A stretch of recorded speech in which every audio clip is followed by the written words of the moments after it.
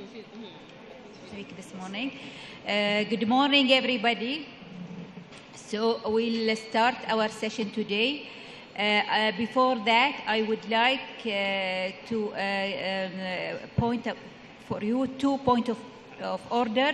One, that we discussed this morning in the Bureau and about the time limit for every for the speakers, and we raised the time for 4 minutes for the committee members. 4 minutes for the committee members. Second thing that I have noticed yesterday that some of the delegation held a meeting in this room, and when they sit, they give us their back. We are one of the United Nations family, and according to the custom in the United Nations meeting, nobody can give their back to the podium. So we are trying to help the people, and somebody held a meeting inside, and this I will not allow it from now on. Please, I just want everybody to respect these rules. Nobody give us their back during the session, and nobody give us their back during the session. Anybody will do this, I will be complained to stop the session, and they must leave us and complete their discussion and then come back, please. Now, also, before we start our agenda, I will give the NGOs from where? One observer from Belize. She came especially for this session. I think she is 12 years old. She wants to speak to you about the decision of yesterday. Thank you. Thank you, Madam Chair. I am Madison Pearl, a 12-year-old Belizean. I am here before you not only as a symbol of the future, but as part of a proud nation entrusted with safeguarding the Belize Barrier Reef system. The people of my country have shown great passion in defending our livelihood against threats to our World Heritage Site. I thank the government of Belize for listening to us and taking the necessary steps towards our site's removal from the list of World Heritage in danger. I dream of a Belize where we redefine our culture through education to include a deeper connection to nature and its value. A brave Belize inspiring change all over the world. We may be a small nation, but me being here today proves that it's the size of our courage and commitment that matters. I would like to respectfully encourage representatives of each country present to think of my generation in decision-making regarding our World Heritage Sites. Our barrier reef and our planet depend on it. Thank you.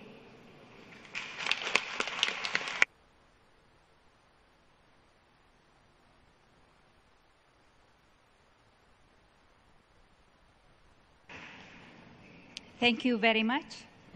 Also, I have noticed that still there is a people who stand and give us their back during the session.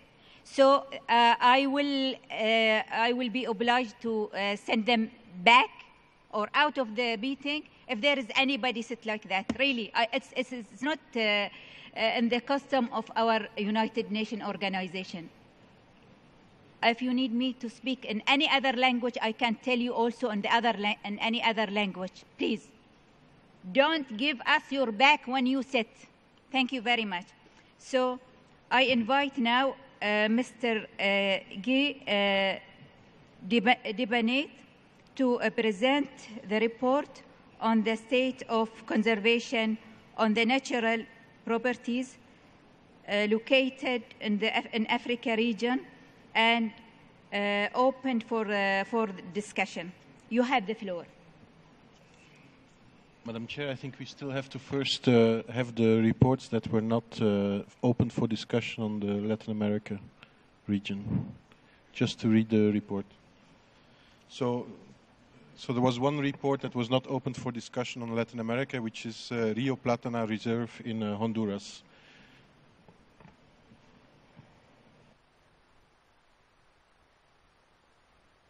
Thank you very much. So we adopt the decision. Thank you. So the first site of the Africa region is the Manovogunda Sinflores National Park in the Central African Republic. The report can be found in your working document 7A add on page 71 of the English version and page 74 of the French version. The situation of this property, which has been on the list of World Heritage Endangered since 1997, remains critical. A census done in 2017 again confirms the continuing erosion of the wildlife populations. Elephants, which were estimated at around 5,000 animals at the time of inscription, have now completely disappeared. All other populations of large mammals show further declines compared to the previous inventories in 2005 and 2010. During the census, numerous illegal activities were also documented, including the presence of cattle, poacher camps and artisanal mining sites. Nevertheless, the census also confirmed that the habitat of the park is still largely intact. It's therefore considered that if illegal activities could be curbed, remaining wildlife populations could probably still rebound, although some species would have to be brought back through translocations. While the security situation remains problematic, it has improved slightly over the last year, allowing some conservation activities through the EU-funded Ecophone project to restart in the region. The State Party in its report also notes that the management agreement between the government and the conservation NGO Wildlife Conservation Society is currently being negotiated, giving the management responsibility of the site to WCS for an extended period of time. If the security situation remains stable, this could be a unique window of opportunity to prevent the loss of the outstanding universal value and to start an ambitious rehabilitation program for the property. It is therefore a priority that the reactive monitoring mission is organized as soon as possible. The draft decision also raises concern about the planned rehabilitation of a road crossing the property to be funded by the World Bank and the French Development Bank. Opening up this road will improve the accessibility to the site and could further aggravate the threats. In addition to formal exchanges with the State Party, which are mentioned in the report, the World Heritage Center and IUCN have been in contact with the World Bank and the IFD, who have agreed to involve the Center and IUCN in the preparation of the terms of reference of the environmental impact assessment, and who have also assured us that the EIA will investigate also other possible alignments of the road. Given the critical situation of this property, it is recommended that the committee maintain the property on the list of World Heritage in danger and continue to apply the reinforced monitoring mechanism. The draft decision 42.7A45 can be found in your working document on page 73 in the English and 76 in the French version, and IUCN also has some comments on this report. Thank you. Thank you very much. IUCN, please. Merci Madame la Présidente. L'état de conservation du parc national de Manovogunda-Saint-Floris demeure une forte préoccupation pour l'UCN. En effet, les populations de grands mammifères du bien continuent de diminuer de manière drastique, mettant en cause sa valeur universelle exceptionnelle déjà fortement dégradée. Les activités illégales persistent encore sur le bien et risquent de s'aggraver si le tracé actuel du projet de réhabilitation de la route numéro 8 traversant le parc est réalisé. Madame la Présidente, malgré que la situation actuelle du bien reste inquiétante, il y a quand même de l'espoir d'améliorer progressivement sa gestion à travers la mise en place d'un partenariat public-privé entre la Wildlife Service Conservation et l'État partie. Le fait que l'inventaire de 2017 ait conclu que les habitats du bien restent largement intacts est également encourageant. Il est donc important que la mission conjointe de suivi réactif Centre du patrimoine mondial UCN se rende urgemment sur le bien, comme demandé par le comité depuis plusieurs années, afin de déterminer s'il est encore possible de restaurer sa valeur universelle exceptionnelle. Je vous remercie, Madame la Présidente. Thank you very much. Ikram? No. Okay. So I would like to know if there is any comments or inquiries. No.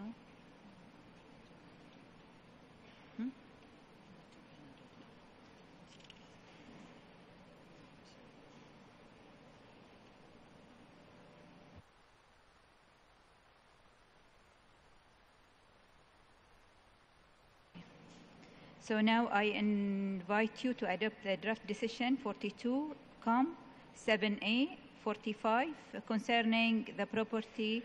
But before that, we have to ask our reporter. Do you have any amendments? Thank you, Madam Chair, and I wish a good morning to all colleagues. We didn't receive any amendments to this draft decision. Thank you.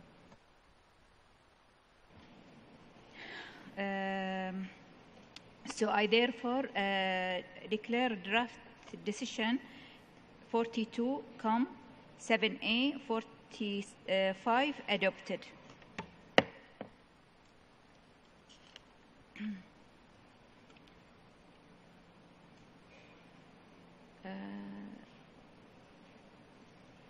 So now I give the floor to Mr. Deponay to continue his report. Thank you.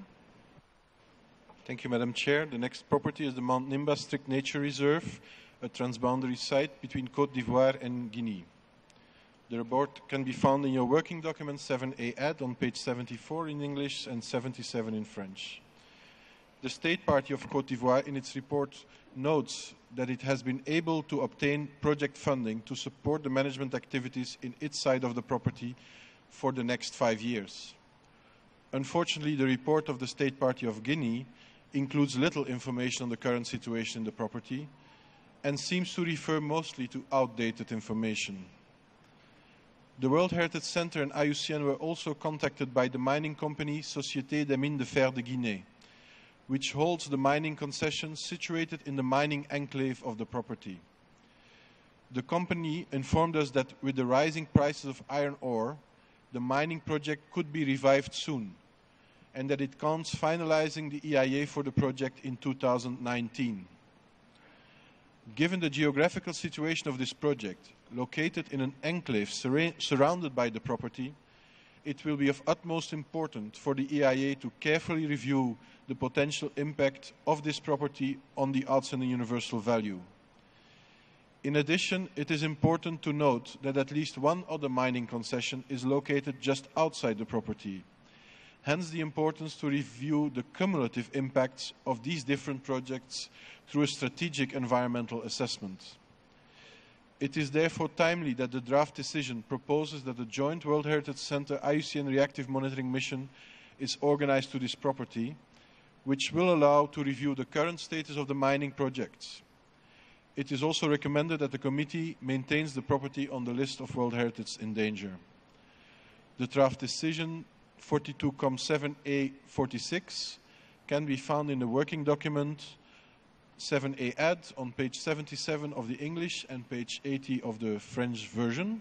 And IUCN also has some further comments on this property. Thank you. Thank you very much. Go ahead, please. Merci, Madame la Présidente. Les avancées réalisées par l'État partie de la Côte d'Ivoire dans la gestion du bien sont accueillies favorablement. Il est par ailleurs d'une importance cruciale que les deux États parties développent une gestion transfrontalière harmonisant le suivi écologique et mettant en place des opérations conjointes de surveillance. Cette démarche transfrontalière serait facilitée par la mise en œuvre conjointe d'un projet sur la préservation de l'intégrité du bien. Madame la Présidente, l'UCN et le Centre du patrimoine mondial ont reçu des informations concernant un projet d'aménagement de route en vue de faciliter le transport entre les deux États parties. Ce projet comprendrait le bitumage de la route de Lola en Guinée à Danané en Côte d'Ivoire qui passe par le mont Nimba. aucune information sur ce projet n'a été fournie par les États parties. Toutefois, le résumé de l'étude d'impact environnemental et social du projet, datant d'août 2014, est disponible sur le site web de la Banque africaine de développement. Celui-ci reconnaît simplement que ce projet aurait des impacts négatifs indirects sans pour autant reconnaître qu'il s'agit d'un bien du patrimoine mondial. Par conséquent, la valeur universelle exceptionnelle du bien déjà menacé risquerait de subir davantage de pression du braconnage et de la coupe illégale de bois si ce projet de bitumage de la route Lola-Danané serait réalisé. Il est donc recommandé que le comité demande aux États parties de soumettre au Centre du patrimoine mondial une étude d'impact environnemental et social complète, évaluant clairement les impacts potentiels du dit projet sur la valeur universelle exceptionnelle du bien, conformément à la note de conseil de l'UICN sur le patrimoine mondial et l'évaluation environnementale. Merci, Madame la Présidente. Merci beaucoup. Is there any comments or questions or inquiries about the matter? No. Therefore, I declare draft decision 42, 7A, 46 adopted. Mr. Debonnet, now you have the floor to present the next property. Thank you. We now start the discussion on the properties in the Democratic Republic of the Congo, starting with the Garamba National Park. The report can be found in your working document 7A on page 68 of the English version and 69 in the French version. Management and surveillance in this property continue to improve, and patrols are now covering the entire property, as well as 40% of the adjacent hunting areas. Despite this, the number of elephants killed by poachers remains high, with 50 documented cases of elephant poaching in 2017. The elephant population is now at an all-time low, and the April 2017 census estimated the current population at 1,191 animals, down from 10,000 before the conflict in the Democratic Republic of Congo started in 1994. Instability in the neighboring countries linked to the conflicts in South Sudan and the Central African Republic continue to be a permanent threat to the security in the property. The influx of refugees into the region is also putting additional pressure on the property. 2 refuge camps have been established just 15 kilometers from the property and should accommodate up to 20,000 people. However, we just informed information from the management authority, ICCN, that following a letter sent on this issue by UNESCO to the UNHCR, and following a recent visit from the High Commissioner for Refugees to the region, discussions are now ongoing about relocating these camps to an alternative location 35 kilometers away from the property. In view of the continuing threat posed by insecurity in the region and the poaching, it is recommended that the committee maintain this property on the list of World Heritage in danger and continue to apply the reinforced monitoring mechanism.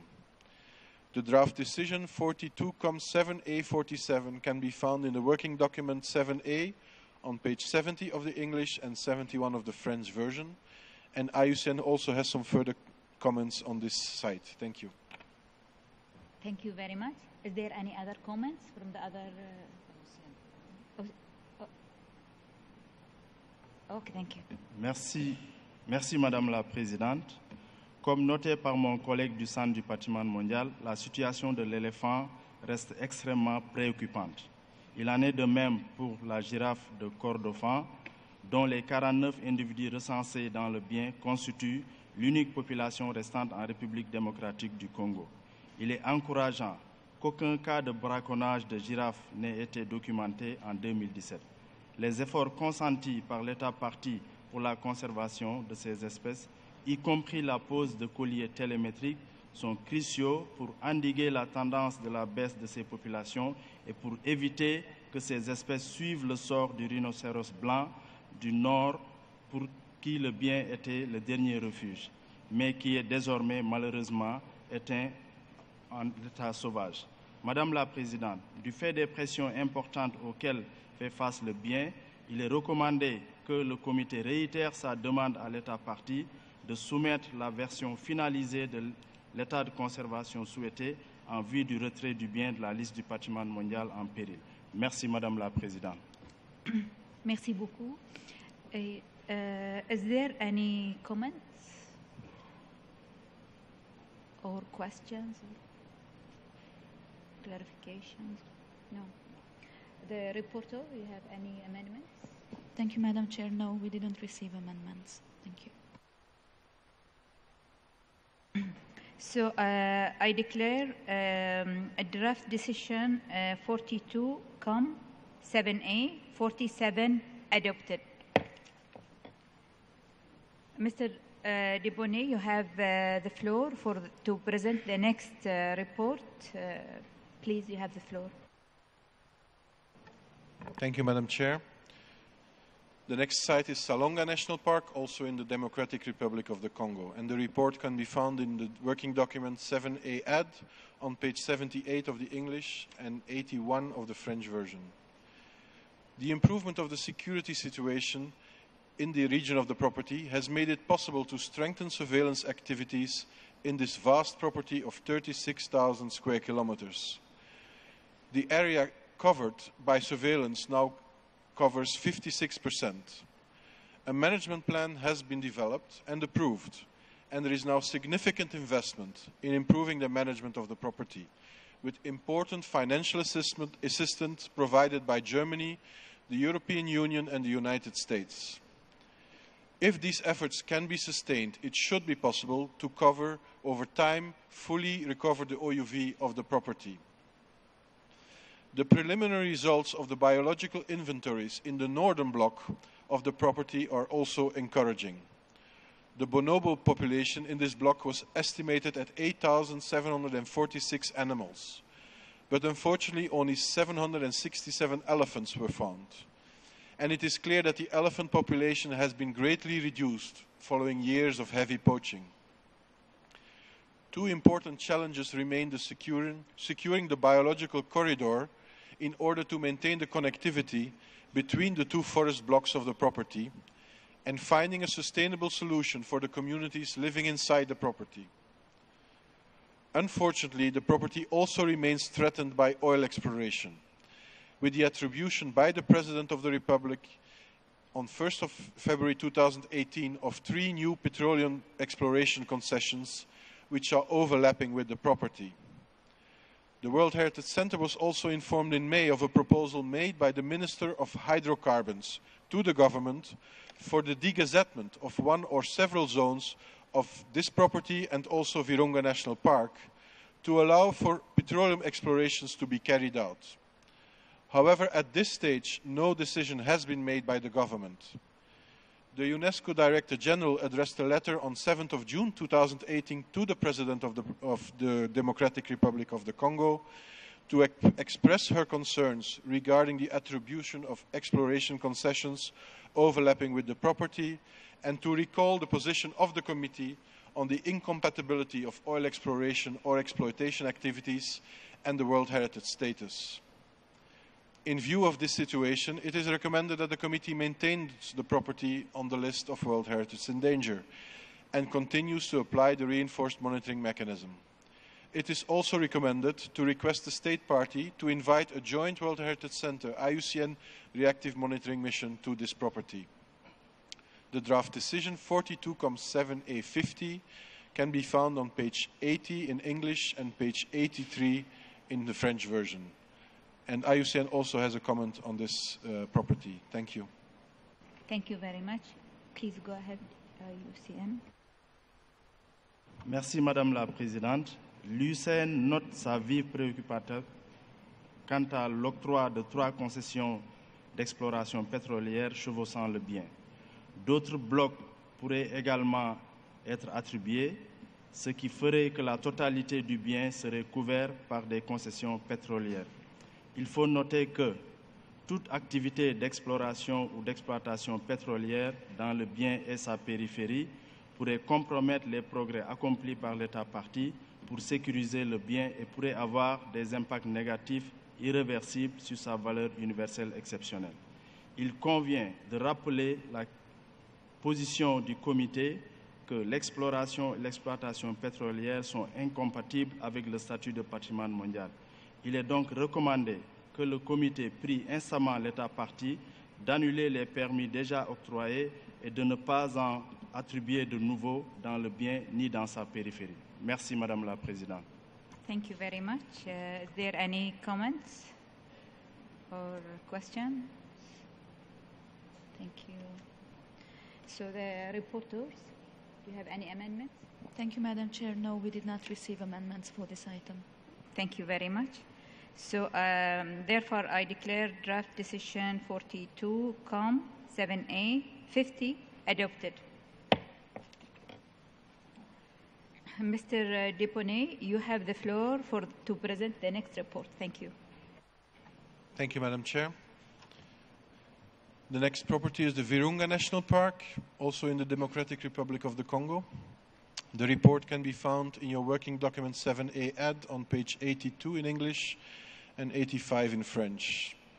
A joint World Heritage Center IUCN Reactive Monitoring also visited this property in April. The property continues to face serious security problems, with several rebel groups active in and around the property. This year has been an extremely difficult year for the park rangers, as already mentioned in previous speeches. Several rebel groups have attacked different sectors of the property, and since the last session, 12 guards have been killed during these attacks. In the most recent incident in early May, also 2 tourists were kidnapped. As a result, the park authorities have been forced to suspend all tourism activities for the rest of this year. I also want to recall here that tonight there will be a special fundraising event for the widows of the fallen guards of Virunga National Park. So I hope many of you will join us in attending this event. In spite of this, guards are deployed in all sectors of the park, with the exception of the extreme northern part, which is totally occupied by militia. Aerial surveillance is happening on a daily basis and is covering the entire property. Poaching remains a major concern, with the elephant population now estimated between 200 and 300, and the hippos, which had been started to recover, again diminished to 1,850 animals.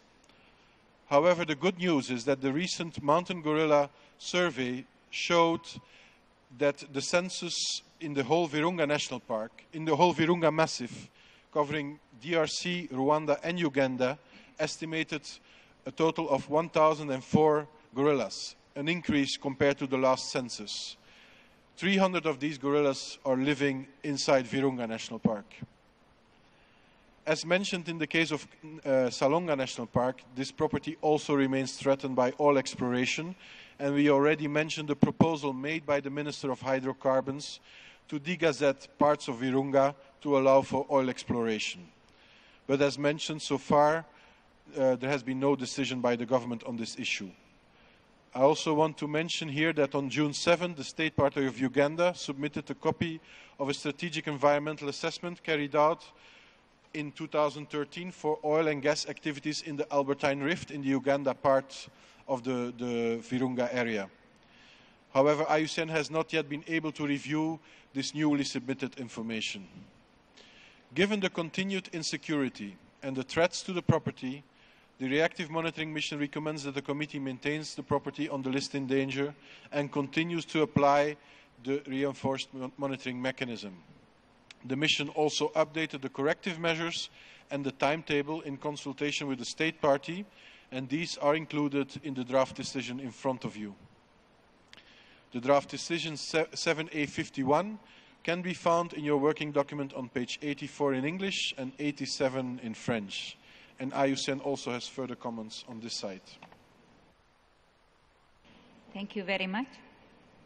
Please go ahead. Merci, Madame la Présidente.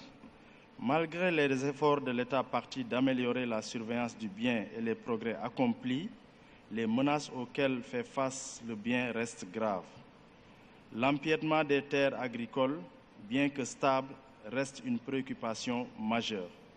Avec la disponibilité de données plus précises sur les terres envahies pour des activités agricoles, il est clair que l'ampleur de l'empiètement porte atteinte à l'intégrité du bien. Il est à espérer que les efforts de l'État parti pour la démarcation des limites et la reprise du contrôle du bien vont permettre la relocalisation de ces populations en dehors du parc, tout en leur proposant des moyens de subsistance alternatifs grâce aux activités de l'Alliance Virunga. Je vous remercie, Madame la Présidente. Thank you very much. Do you have, is there any comments or inquiries or questions? Brazil, please. Thank you, Madam Chair. As you know, Brazil has held the position of Commander-in-Chief of the United Nations forces in Eastern Congo for quite some time now. Therefore, we are only too aware of the stringent difficulties faced by the Congolese government and park rangers for the maintenance of the OUV in the Garamba National Park. Therefore, Brazil wishes to commend the Congolese authorities and also the park officials for its outstanding efforts in order to safeguard the park and its attributes. Brazil also wishes to extend its mourning for the deaths of park rangers and is committed to helping the Congolese government in order for these not to happen ever again. Thank you, Madam Chair. Thank you very much. And now the floor is for Tanzania. Thank you, Madam Chair.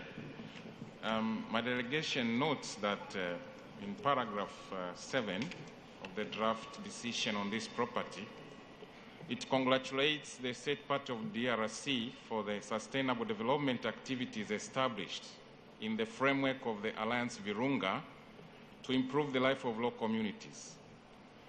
It further encourages the state party to continue this innovative model of combining nature, conservation, and sustainable development. Madam Chair, Tanzania recalls that in May 2016, a rather vibrant presentation was given by Alliance Virunga during the African Regional Workshop on Heritage and Sustainable Development that took place in Arusha, Tanzania, which culminated into the Ngorongoro Declaration. During that presentation, Madam Chair, it became clear that this robustly financed initiative was not only solidly set to foster conservation of the Virunga, but also to improve the life standards of the local communities living within its vicinity. This included, among other things, providing them with the much-needed electrical energy that was expected to lessen their dependency on natural fuel.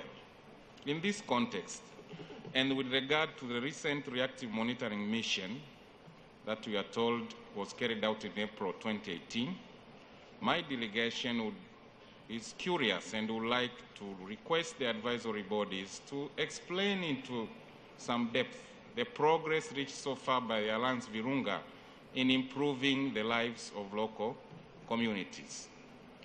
Thank you, Chair. Thank you very much. And now the floor is for Zimbabwe.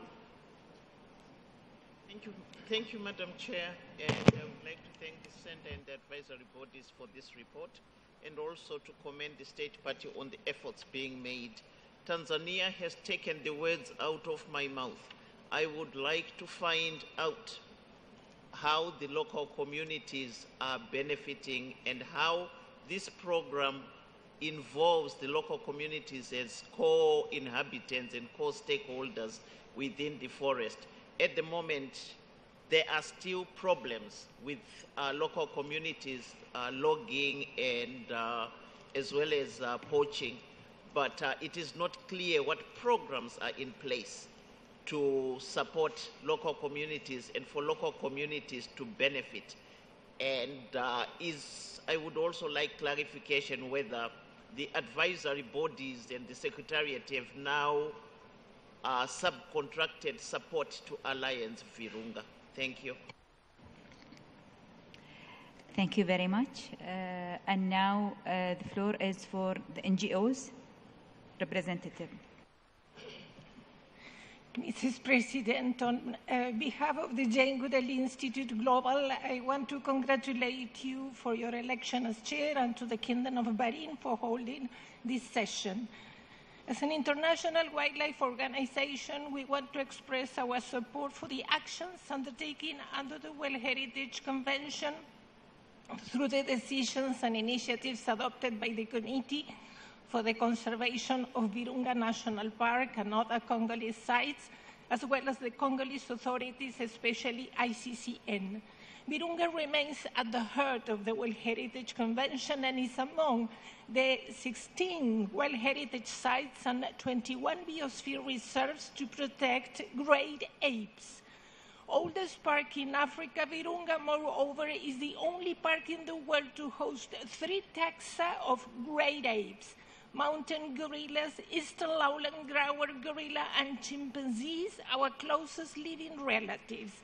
Chimpanzees and humans share more than 98% of their DNA, and in biological terms are more closely related to humans than they are to gorillas. Among 2 million at the beginning of the 20th century, reached today a number close to 350,000. We invite the World Heritage community to join us in the celebration of the first ever World Chimpanzee Day, the next 4th of July, in honor of the day in which Dr. Jane Goodall stepped foot in what is now Gombe National Park in Tanzania in 1960. This is an initiative of a number of organizations, mainly primate sanctuary in North America, in Africa, and the Jane Goodall Institute Global. Please take the time to reflect on the threats of our closest relative and consider urgent adoption or reinforcement of measures.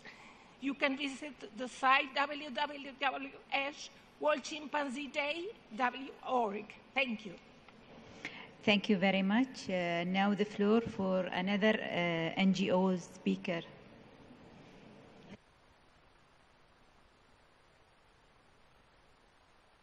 Okay, thank you very much. So they don't want to speak, maybe.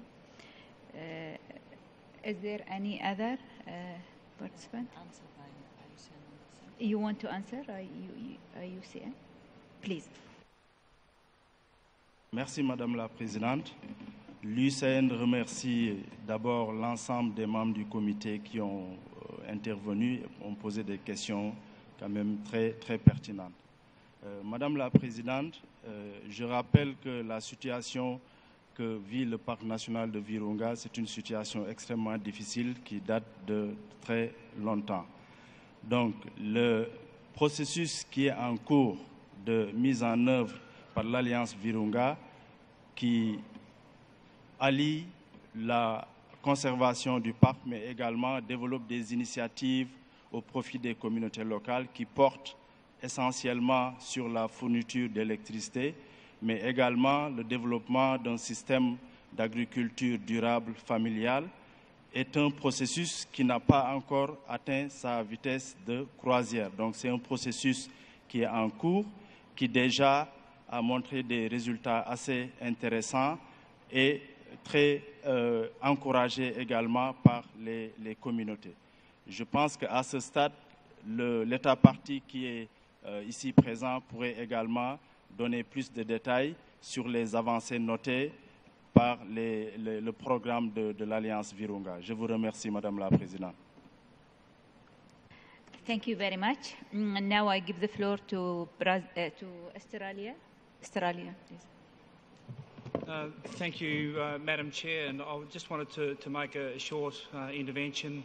Firstly, just to express our condolences to the families of those rangers who've been killed in the line of duty, serving our collective interest in the conservation of a World Heritage property.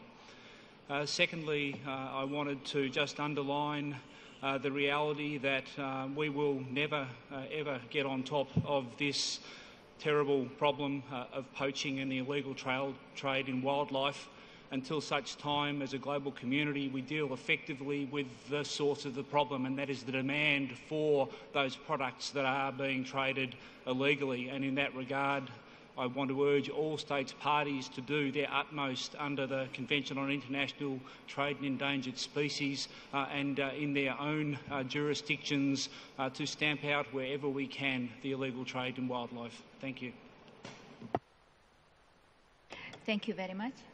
Try to figure out if RDC wants to speak.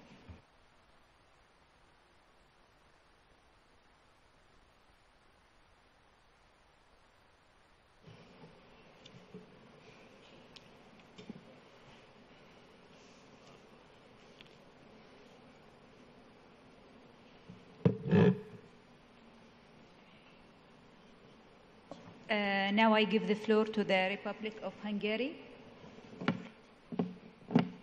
Thank you, Madam Chair. I would like just join to what Australia said before and highlight the need and the necessity to have a stronger cooperation with the other convention, the Washington Convention, the CITES, because this is crucial to at least start to solve these serious problems. Thank you. Thank you very much. And now the floor is for the Tanzania. Thank you, Madam Chair. We're just echoing what UCN has just proposed, to have a word from the State Party of Congo on the situation of Alliance Virunga. Thank you.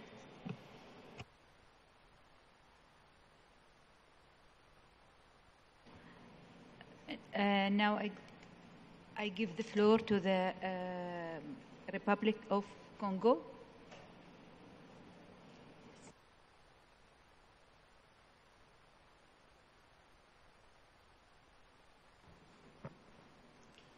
Merci, Madame la Présidente. La République démocratique du Congo tient à vous remercier, à remercier tous les membres du comité et toute la communauté internationale de son appui afin de pouvoir remettre ce parc dans son état.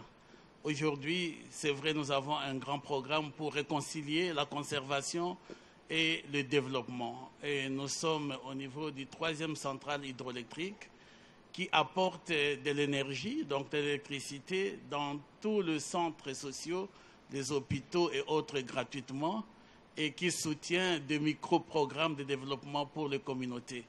Nous croyons que ce programme va se développer davantage afin de soulager en fait la misère de cette population qui avoisine le parc national de Virunga. Et nous sommes conscients que les efforts fournis vont apporter d'ici là une réponse adéquate avec l'agriculture durable pour aider cette population à soulager leur misère, mais principalement à adhérer à la vision de la conservation. Tel est notre objectif, impliquer cette population dans la conservation et les amener à pouvoir nous soutenir dans ce travail en s'appropriant ce parc de Virunga comme leur patrimoine. Nous croyons qu'avec tout cela, nous pourrons apporter dans le temps si court une solution à la vie de cette population et même à la sécurité du parc. Je vous remercie beaucoup. Thank you very much. Is there any other comments or questions? No, thank you very much. So, the reporter, do you have any amendments? Thank you, Madam Chair. No, we have not received amendments for this item. Thank you. Thank you very much. So now I therefore declare a draft decision 42, Com 7A 51 adopted. Mr. Depone, you have the floor to present the next report. Thank you. The next report is on the general situation in the Democratic Republic of the Congo. As you know, this country has 5 World Heritage Sites, all inscribed on the list in danger. And so a few years ago, the committee decided to have also a general report on the situation. This report can be found in your working document 7A add on page 86 in English and 89 in French. As mentioned in the individual reports on the sites, insecurity caused by the presence of armed groups and various militia continue to threaten the outstanding universal value of many of the properties located especially in the eastern DRC. And as mentioned before, the ranger staff has paid an extremely heavy toll this year, with in total 22 guards killed in the Okapi Wildlife Reserve and in the Virunga National Park, and many others seriously injured. Also in the Kauzi-Biega National Park, a team of 27 ICCN employees were kidnapped last March for more than a month by a group of militia. The State Party report notes that no petroleum activities are envisaged in the DRC World Heritage Sites. However, as also mentioned before, the recent approval by the President of petroleum blocks in the Salonga National Park and the recent proposal by the Minister of Hydrocarbons to review the boundaries of Salonga and Virunga to allow for oil exploration clearly demonstrate that the sites are still potentially threatened by oil exploration activities. It is therefore recommended that the committee reiterates its position on the incompatibility of all oil and gas exploration and exploitation within World Heritage Sites, and that it recalls that any proposal for the modification of the boundaries of said sites must be based on strengthening its OUV and should not be proposed with the aim of just facilitating extractive activities. The draft decision 7A52 can be found in the working document 7A on page 87 in English and 91 in French. And IUCN has no further comments on this report. Thank you very much. Do you have any inquiries or intervention? No.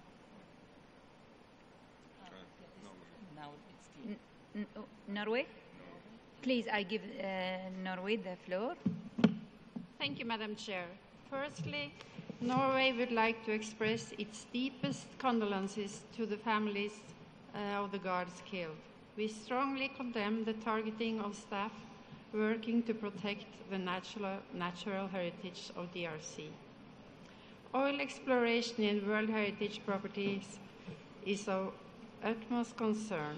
We strongly support paragraph 7 in the draft decision, stating that any proposal for modification of the boundaries of a World Heritage property must be based on strengthening its OUV and should not be proposed with the aim of facilitating extractive activities.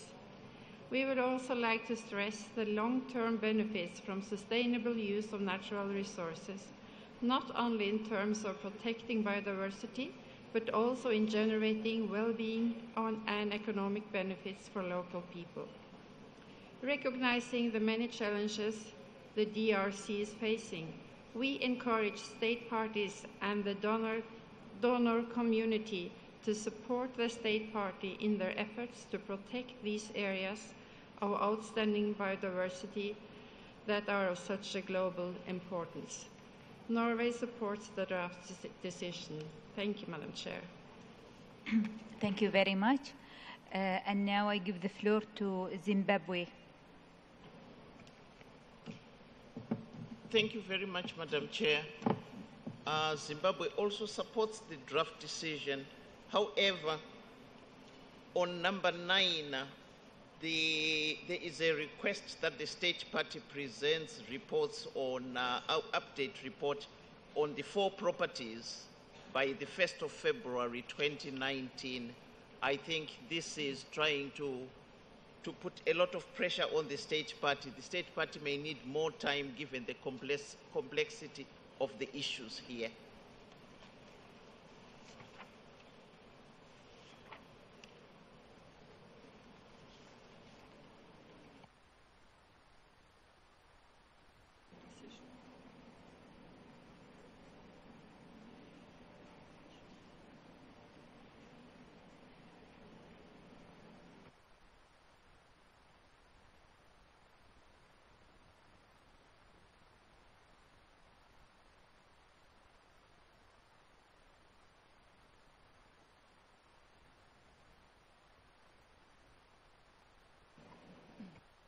Mrs. Rosler. Thank you very much, Madam Chair. I just consulted with the rapporteur, so the idea was to get reports back for the 1st of February to be able to report to the next session. So does it mean you don't want to have a report for the next session? Could you please clarify? Thank you. Yes, Madam Chair. I think the State Party should be given, should report to the 44th session of the committee.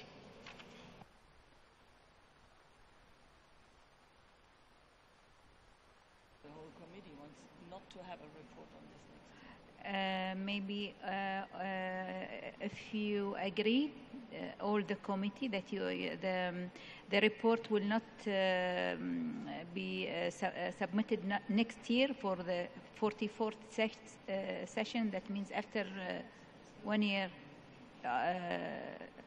meeting. What do you think? Are you agree? Or does anybody support this suggestion?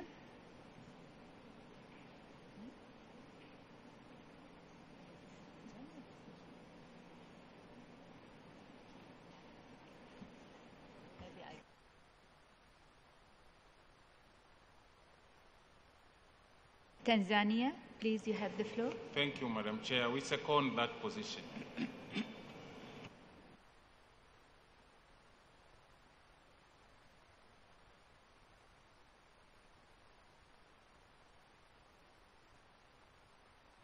Thank you, Madam Chair. Just to clarify further, this is the general decision because you're obliged to look every year on all the sites on the danger list. So all the sites from the Democratic Republic of the Congo you will look at.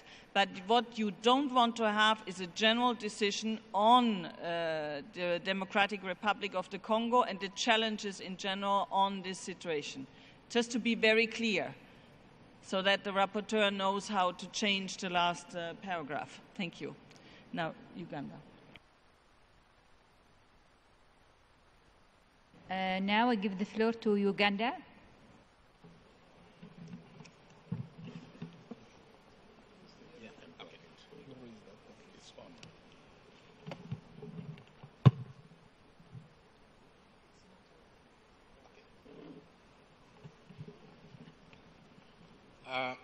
Madam Chair, Uganda looks at the issues that are actually faced by the protected areas in Congo, and considering the fact that there are so many sites that Congo needs to look at to produce a comprehensive report, I think it would be reasonable for us to give them a little bit of more time so that they can look at all these sites and get a comprehensive report for all the sites and submit. I think the time that has been requested by Zimbabwe is reasonable enough, and I think we concur with that position as Uganda. I submit. Thank you very much.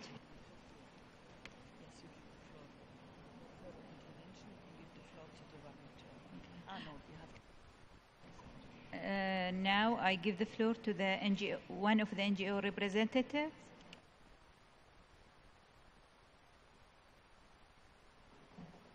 Merci Madame la Présidente. Je m'appelle Joseph Mukumo, représentant des autochtones Bambouda et les basses altitudes du Parc national de Kahuzi-Biega, et je parle pour le compte du Forum international des peuples autochtones sur le patrimoine mondial.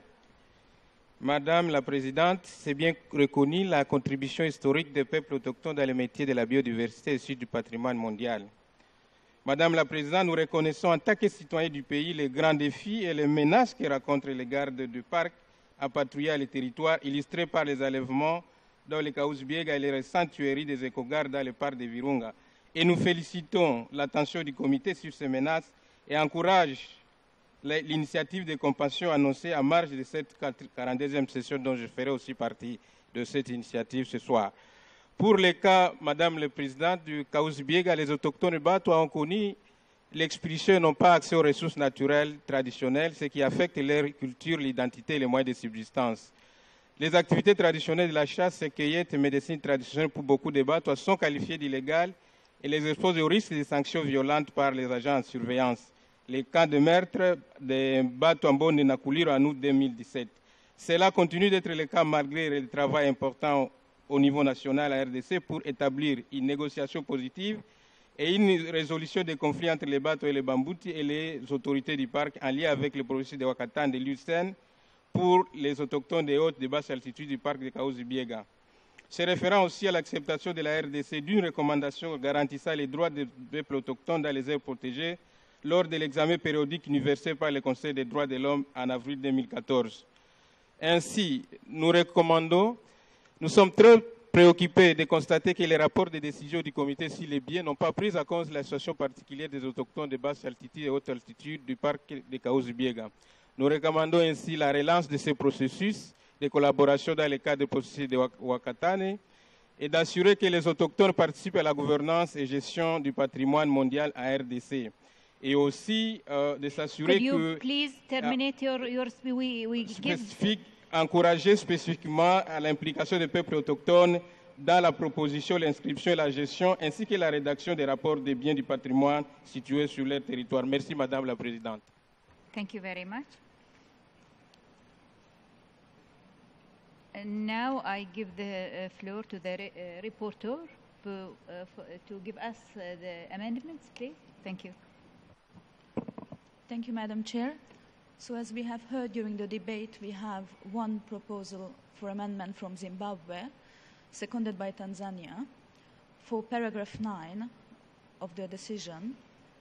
And in this sense, the new paragraph would read, if we can have it on the screen, further request the state party to submit to the World Heritage Center by 1st of December 2019 a detailed report on the implementation of the Kinshasa Declaration, the security situation in the properties and the status of the oil exploration and exploitation concessions that encroach on World Heritage properties for examination by the World Heritage Committee at its 44th session in 2020.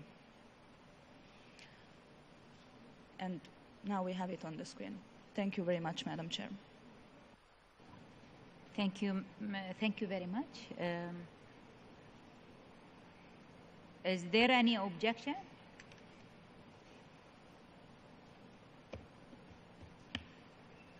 So we'll go ahead and adopt the decision.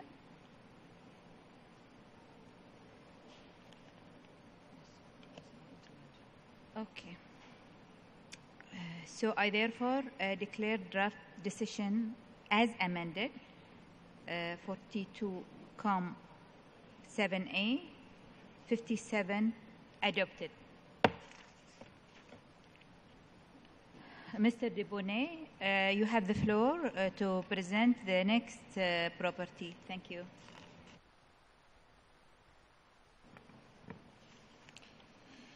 The next property are the Aïr and Ténéré natural reserves in Niger. The report can be found in your working document 7A on page 78 in the English version and 79 in the French version. The State Party is reporting on its continuing efforts to implement the corrective measures. The World Heritage Center and IUCN consider that the development of a surveillance plan and the management plan remain urgent, and therefore recommend the committee to encourage the State Party to submit a revised international assistance request in order to receive assistance to complete these tasks. The presence of uranium, oil and gold exploration and exploitation permits in the vicinity of the property remain of significant concern, and the State Party should be requested to submit maps which clearly show the location of these permits in relation to the property. The State Party should further ensure that all exploration and exploitation activities are subject to prior environmental impact assessments, in line with IUCN's World Heritage Advice Note on environmental assessments, to ensure that these activities do not have a negative impact on the OUV of the property.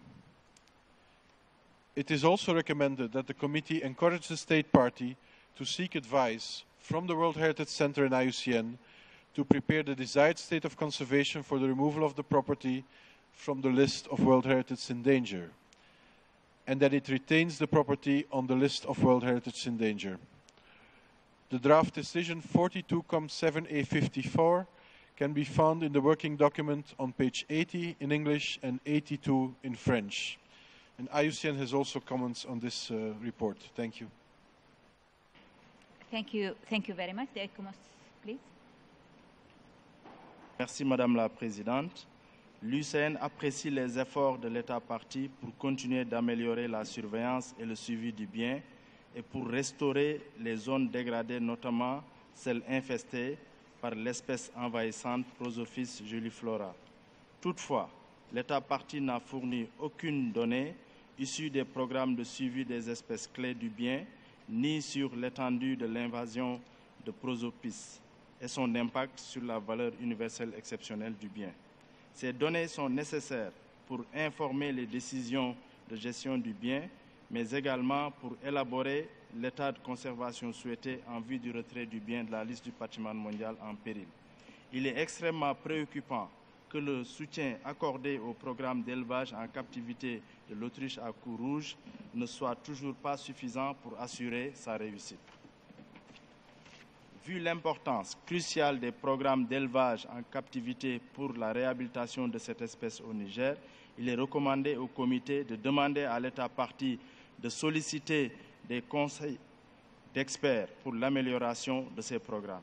Il est également recommandé que le comité demande à l'État partie d'œuvrer en étroite collaboration avec les États parties dans l'aire de répartition de l'Autriche à cou rouge pour l'élaboration et la mise en œuvre d'un plan d'action régional pour la conservation de cette espèce. L'UCN encourage l'État partie à solliciter des conseils des experts du groupe de spécialistes de la Commission de sauvegarde des espèces de l'UCN afin d'évaluer et d'améliorer l'efficacité du programme et d'élaborer la stratégie de réintroduction de l'espèce au sein du bien. Merci, Madame la Présidente. Thank you very much. Is there any comments or inquiries or questions? No, I don't see any. Our reporters, do you have any amendments? Thank you, Madam Chair. We didn't receive amendments to this item. Thank you very much. So I therefore declare draft decision 42-7A 54 adopted. Mr. Debonnet, you have the floor for the next property, please.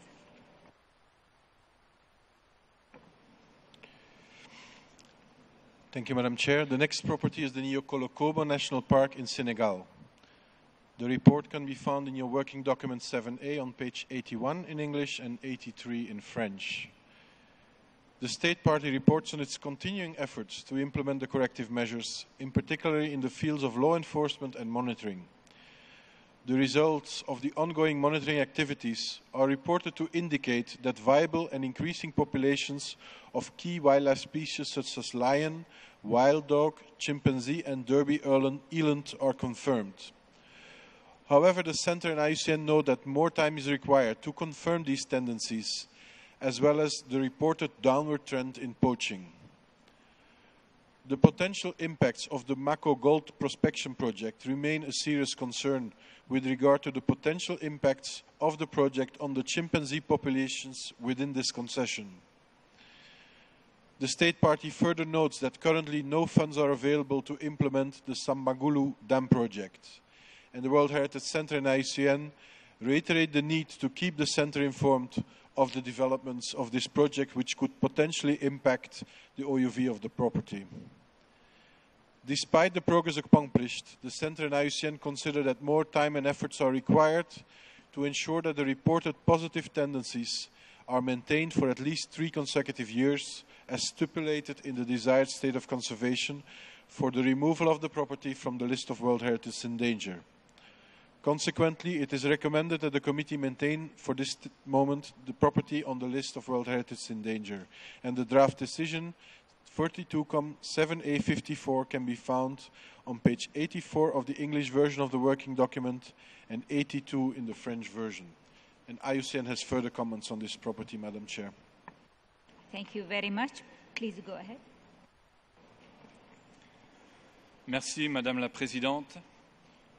L'USN accueille favorablement les efforts consentis de l'État partie pour la mise en œuvre des mesures correctives. Toutefois, les impacts potentiels du projet aurifère à Mako restent une préoccupation.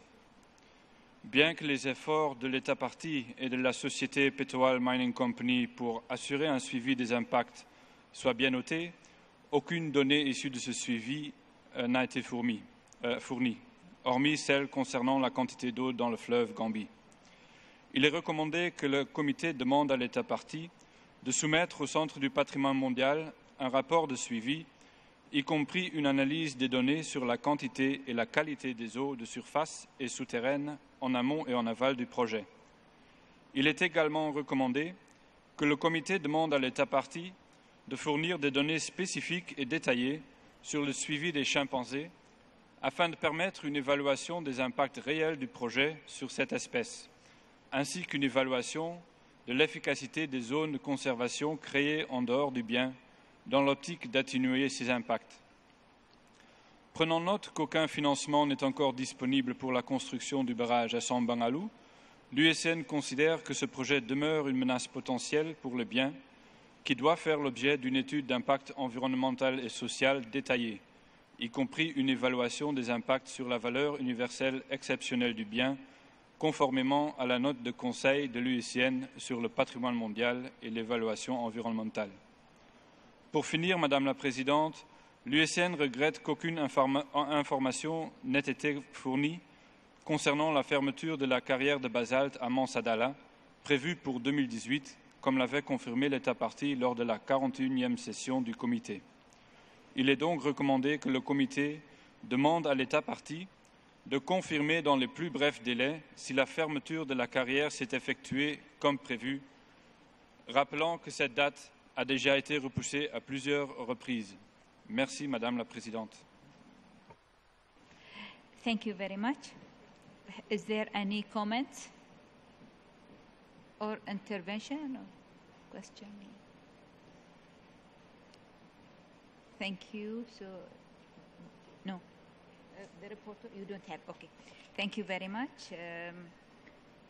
So I therefore declare draft decision 42, COM 7A 55 adopted. Mr. Debonnet, you have the floor to present the next report, please. Thank you, Madam Chair. The next report is on the Soluz Game Reserve in the United Republic of Tanzania. The report can be found in the working document 7A Add on page 91 of the English version and page 95 of the French version. Soluz Game Reserve was inscribed on the list of World Heritage in Danger in 2014 as a result of a steep increase in poaching, which led to a decimation of the elephant population and doubts about the continued survival of black rhino in the property. Since 2014, the state party has worked closely with its partners to address the poaching issue through an emergency action plan. The aerial census planned for 2018 by the national authorities should help to confirm the status of elephant population, which now appears to be stable. Following an intensive search, a small number of black rhino appears also to be still present in the property. These positive developments are overshadowed by plans of the government to develop the Stiegler's Gorge Dam. In this regard, on July 2017, the State Party submitted to the World Heritage Center a position paper stating its intention to proceed with the construction of the Stiegler's Gorge hydropower project within the property. On 8th of August and 11th of September 2017, the World Heritage Center sent letters to the State Party on this matter, reiterating the committee's request to fully assess potential risks and to consider alternative options. On the 26th of January 2018, the UNESCO Director General also sent a letter to the President of the Republic of Tanzania to express her concern about this project. It is to be recalled that in its decision 40-7, the World Heritage Committee established a position that the construction of dams with large reservoirs within the boundaries of World Heritage properties is incompatible with their World Heritage status. In the case of the Stiegler's Gorge Dam, the reservoir would cover close to 1,500 square kilometers inside the property, almost twice the size of the Kingdom of Bahrain. It needs to be pointed out that while this committee session is considering relevant cases of potential impacts of dams on World Heritage sites, in all these cases, we talk about dams constructed outside the property, but with potential upstream or downstream impacts on the property.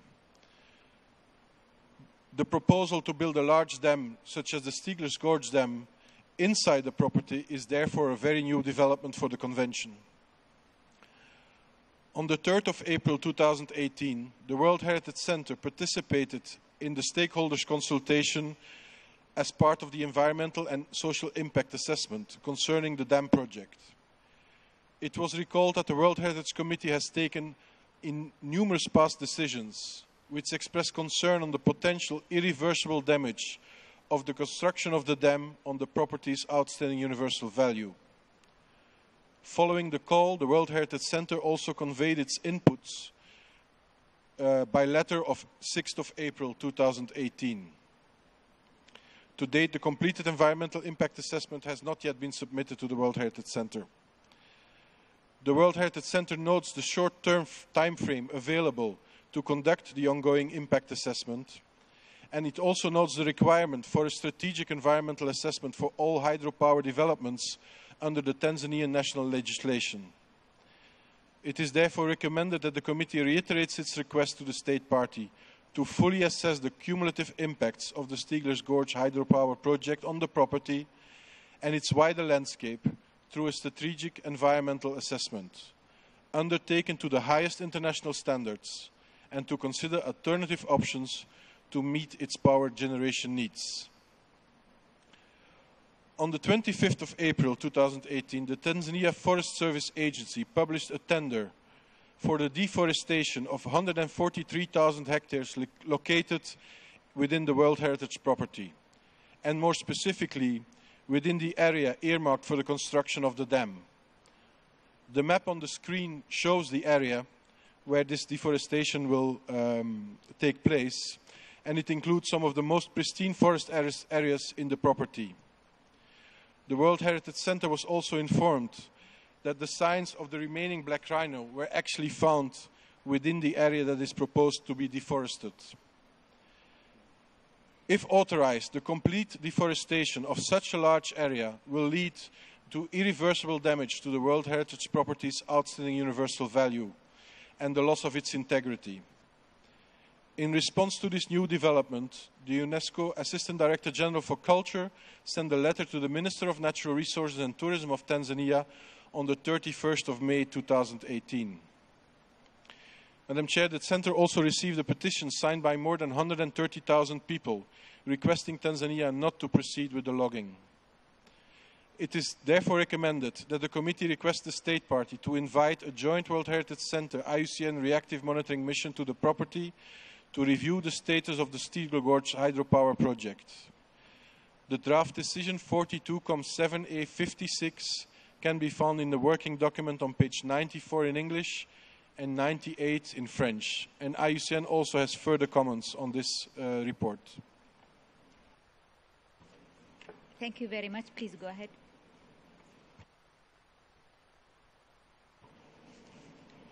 Thank you, Madam Chair. The state party's decision to develop the Refugee River hydropower project inside the property and its associated activities is a cause for grave concern. IUCN and the World Heritage Centre therefore recommend that the committee add this issue to the justification for the continued inclusion of the property on the list of World Heritage in danger. IUCN and the World Heritage Centre also recommend that the committee urge the state party not to proceed with the planned logging and all the activities related to the hydropower project until a comprehensive strategic environmental assessment has been completed and reviewed by IUCN and the World Heritage Centre. Thank you, Madam Chair. Thank you very much. Is there any comments? You see which Angola. Angola, Norway, Angola.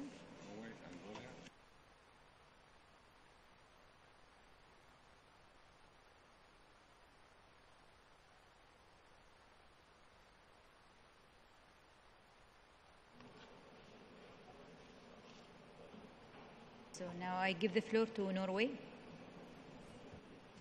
Thank you, Madam Chair. Norway understands that Tanzania wishes to achieve its energy objectives. As committee members, it is our role and mission to ensure that OUV is conserved and protected. Plan for the construction of a dam within the borders of a World Heritage property has to be seen as a potential threat according to the criteria for danger listing. In addition to our understanding, a tender to start logging in the World Heritage property has been announced.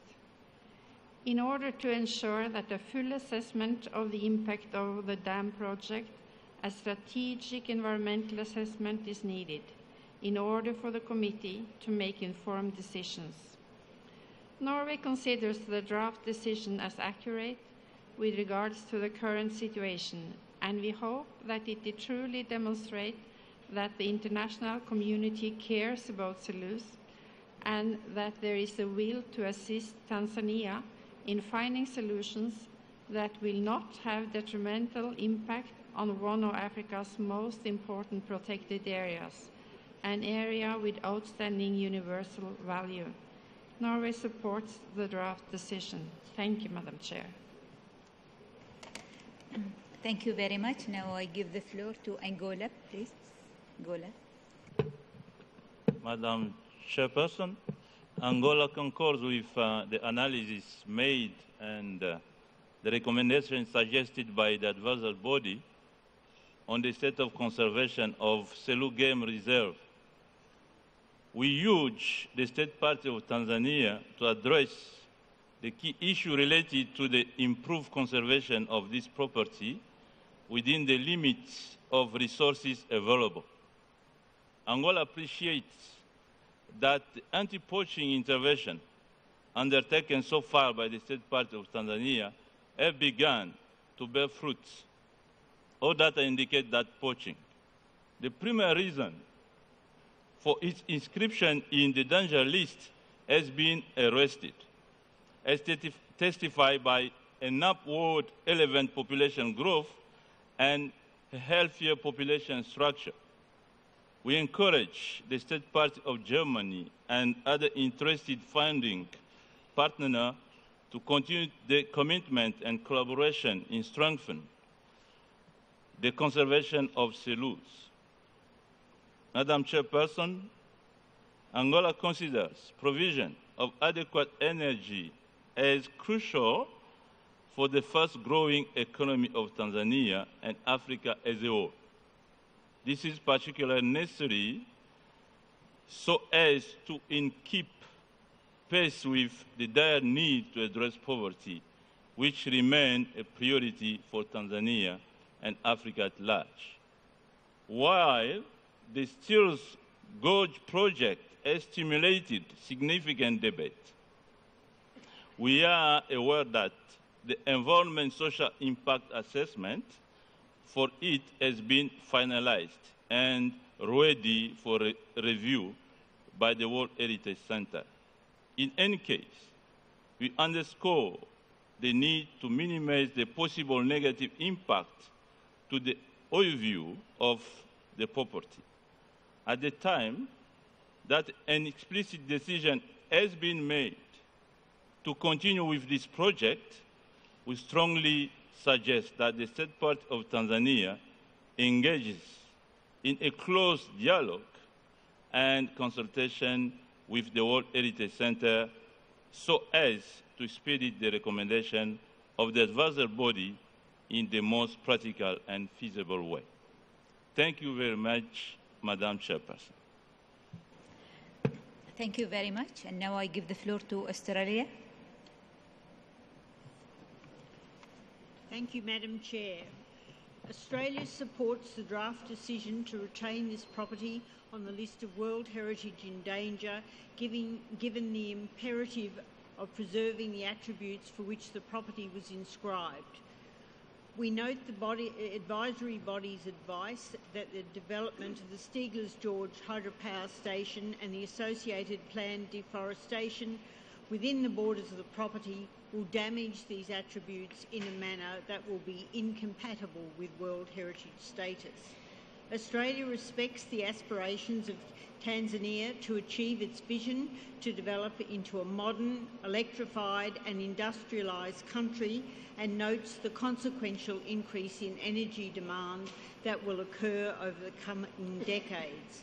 Australia urges Tanzania to implement the recommendations in the draft decision, particularly the strategic environment assessment, and to explore options to meet its increased energy needs through sustainable sources that will not irretrievably damage the attributes for which Soluz was placed on the World Heritage List.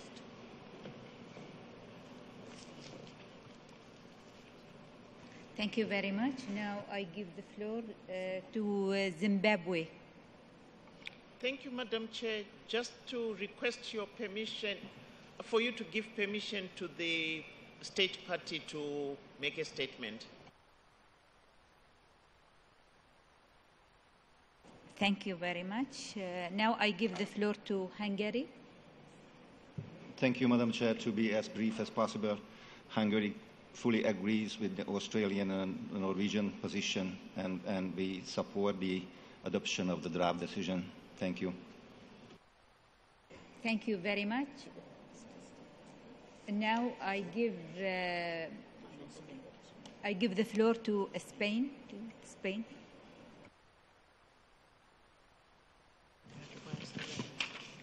Muchas gracias, señora presidenta. Y para no alargar los debates, queremos sumarnos a los comentarios hechos por la delegación de Australia en el sentido de apoyar la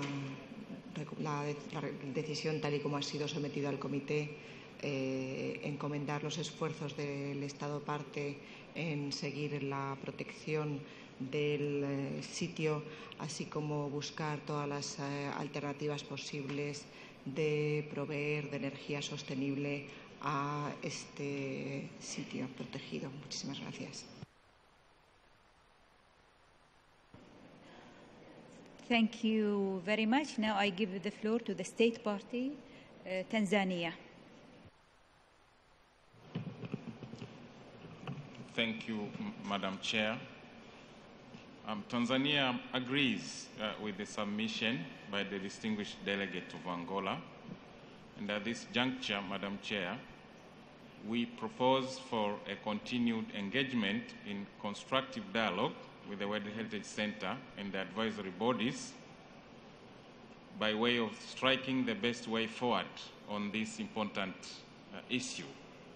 We confirm that the EIA for the project is out, should be on its way to the World Heritage Center, but also we have just initiated the strategic environmental assessment process that should be on its implementation very soon.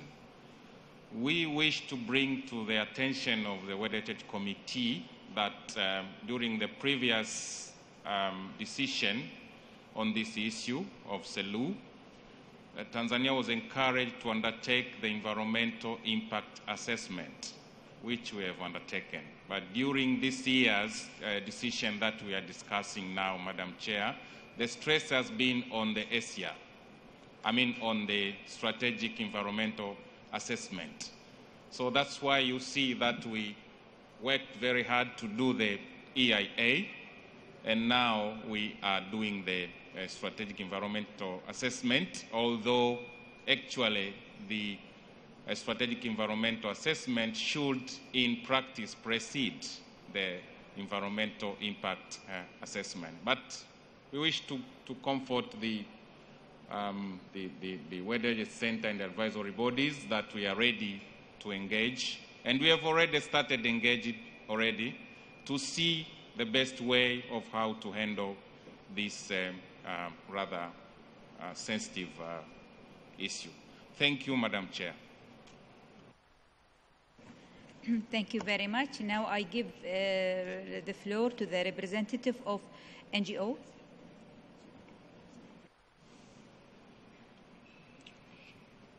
Thank you, Madam Chair, for giving us the floor. Africa has only a few truly wilderness areas left where you can experience wildlife in its truest sense. Soluz World Heritage Site is one of them. But Soluz is not just about wildlife. It provides value for people and communities. WWF commissioned research suggests that 1.2 million people living around the reserve could benefit from it being sustainably developed. Currently, the reserve generates $6 million annually and is one of the prime tourism attractions in southern Tanzania, despite being underdeveloped for tourism.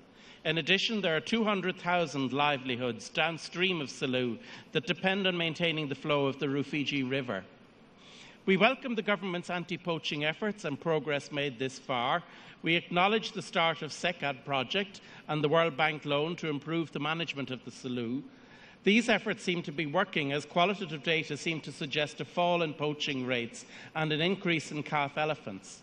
This will all help to expand the tourist sector and increase revenues. However, these efforts could be undermined by the development of Stiegler's Gorge for hydropower electricity.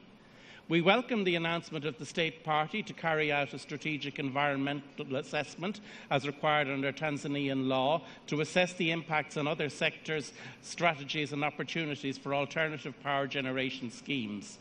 We understand that there are a range of alternatives that could provide the power without destroying the tourist potential or the OUV that makes Soluz such a unique and magnificent landscape for the planet. So in this case, with wise planning, it seems that Tanzania can have its cake and eat it. The world is losing its wilderness areas, but in Soluz there is the potential to host a vast population of elephants and become a premier global tourist destination if wise choices are made about its future. This will benefit Tanzania and its people for generations to come. Thank you, Madam Chair.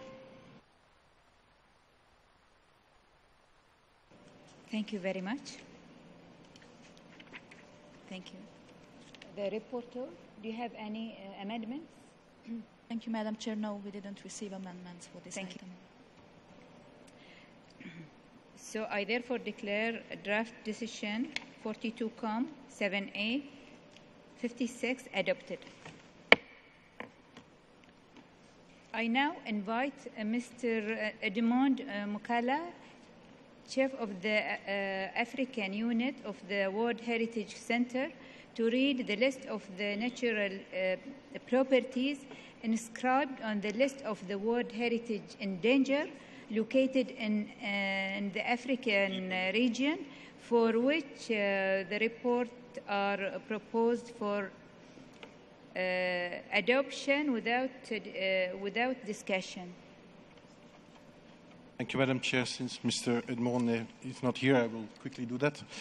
So there are 3 sites that were not for discussion in the Africa region. It's the Kahuzi-Biega National Park in the Democratic Republic of the Congo, Decision 42Com7A48, the Okapi Wildlife Reserve, also in the Democratic Republic of the Congo, Decision 42Com7A44, and the rainforests of the Atsinanana in Madagascar, Decision 42Com7A53. Thank you.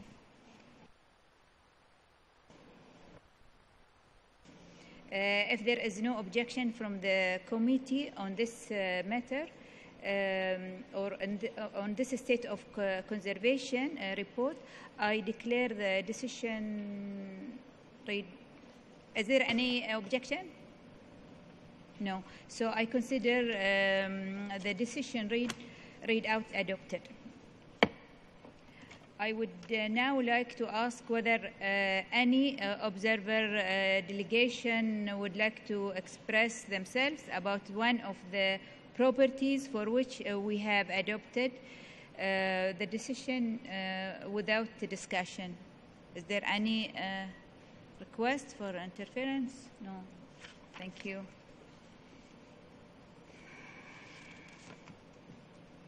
This is very small, huh?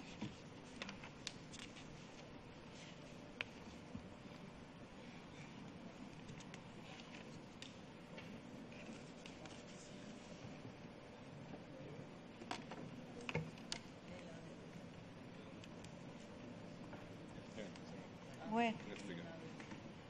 Thank you. Why then you give me this one?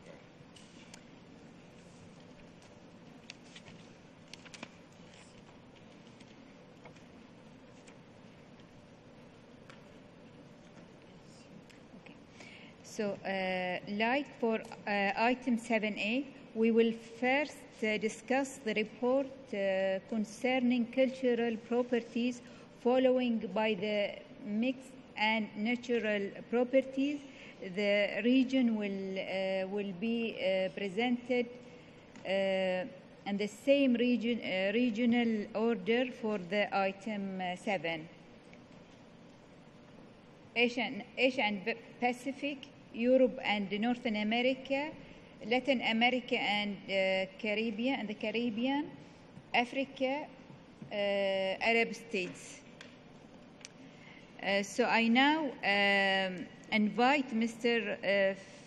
Feng Jing, Chief of the Asia Pacific Unit for the World Heritage Center to present the report on the state of the conservation of the cultural properties located in Asia and Pacific region, and open for the discussion. Thank you. Thank you, Madam Chairperson. The first site to be reviewed from the Asia-Pacific region is the cultural property of the historical ensemble of the Potala Palace in Lhasa. The conservation issues for the property, which comprised of the Potala Palace, Jokan Temple, and Noblinka, are summarized in Working Documents 42-COM 7B Add on pages 7 to 9 of the English language version and pages 6 to 9 of the French language version. In accordance with the committee's decision 40-COM 7B 31, the State Party of China submitted a State of Conservation report on this property in December 2017 and responded to some of the requests made by the committee.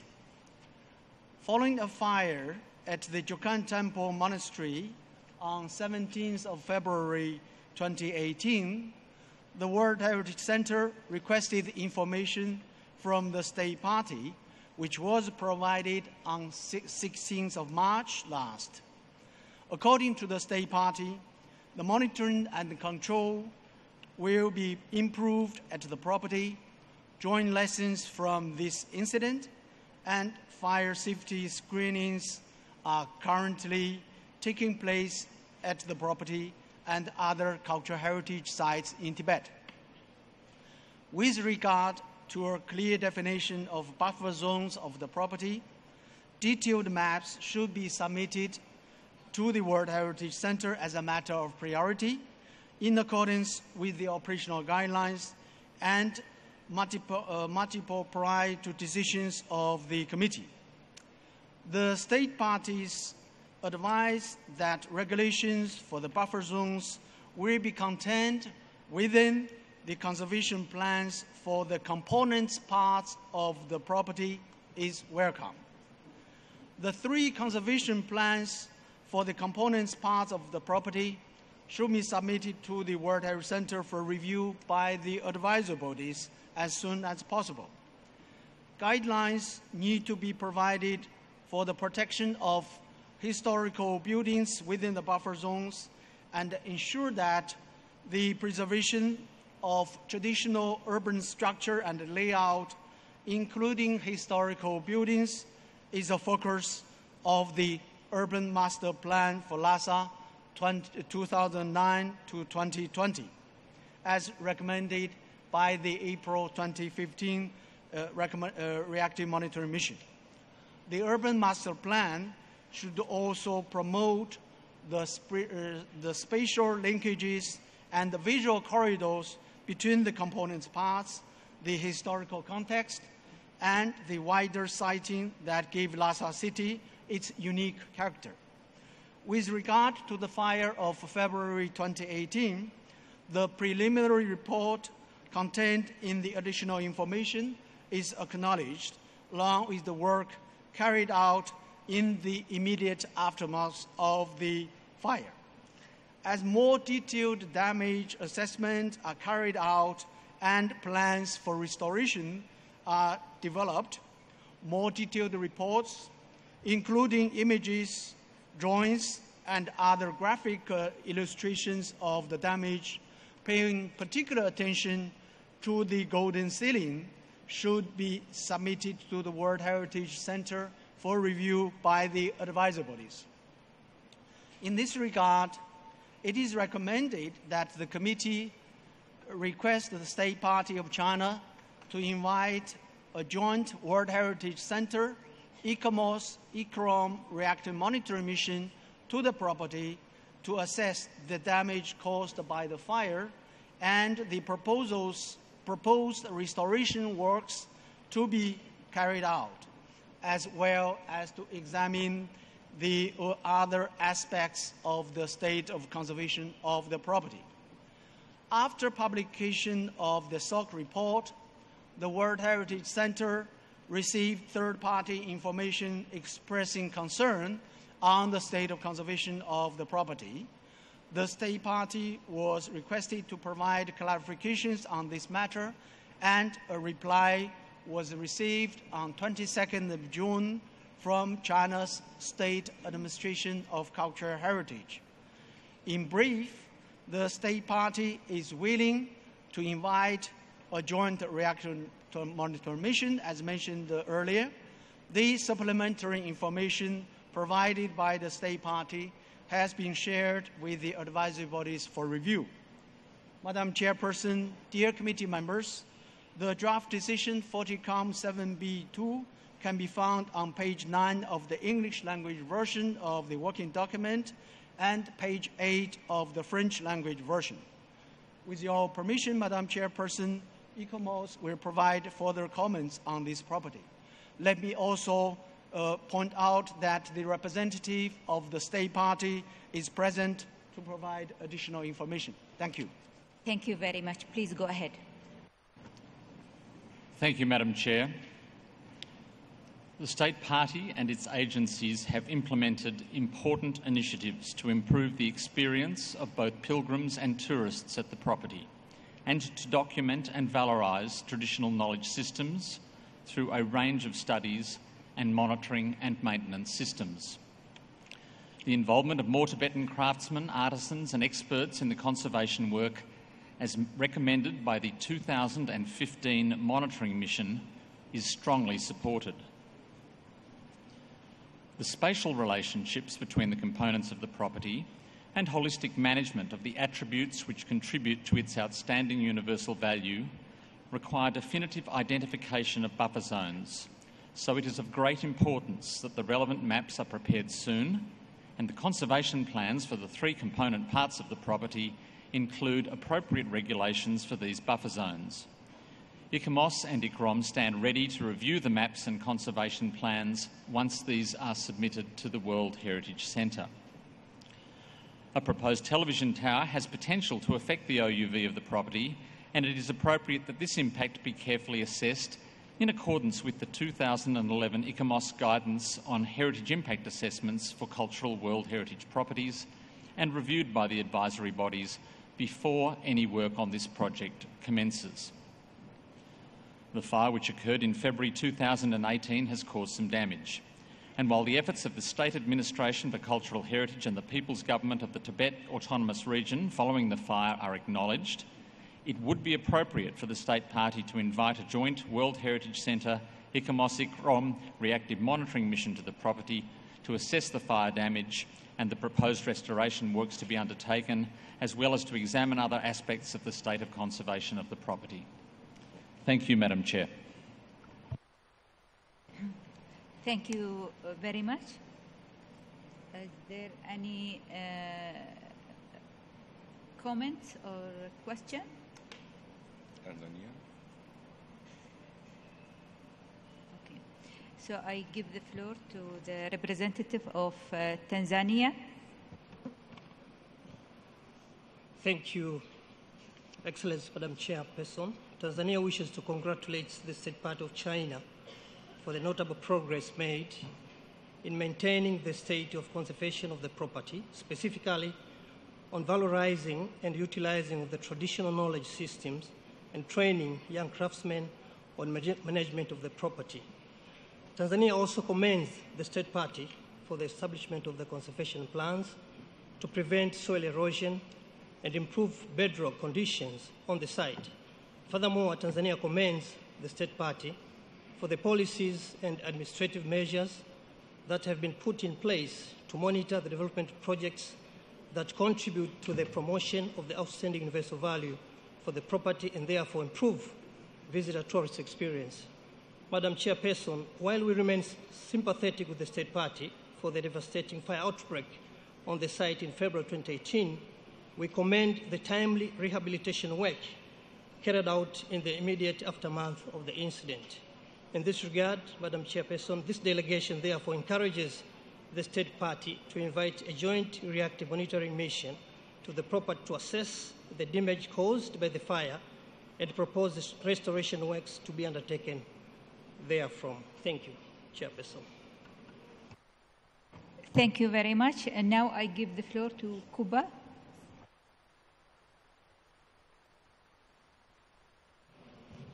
Gracias, señora presidenta.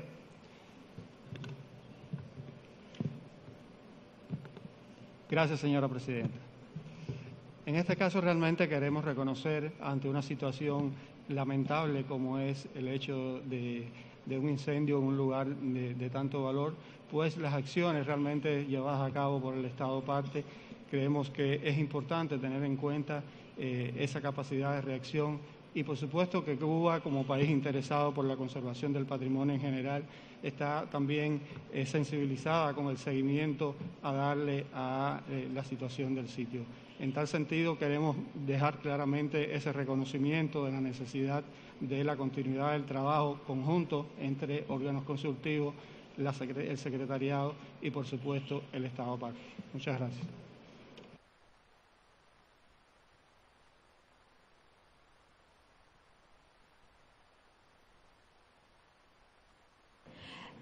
Thank you very much. I would like to ask China if they have any comments, please. Okay. Thank you, Madam Chair. China appreciates the concerns and work of the committee and the World Heritage Center and the advisory bodies of the historic ensemble of the Palace of Potala Laksa.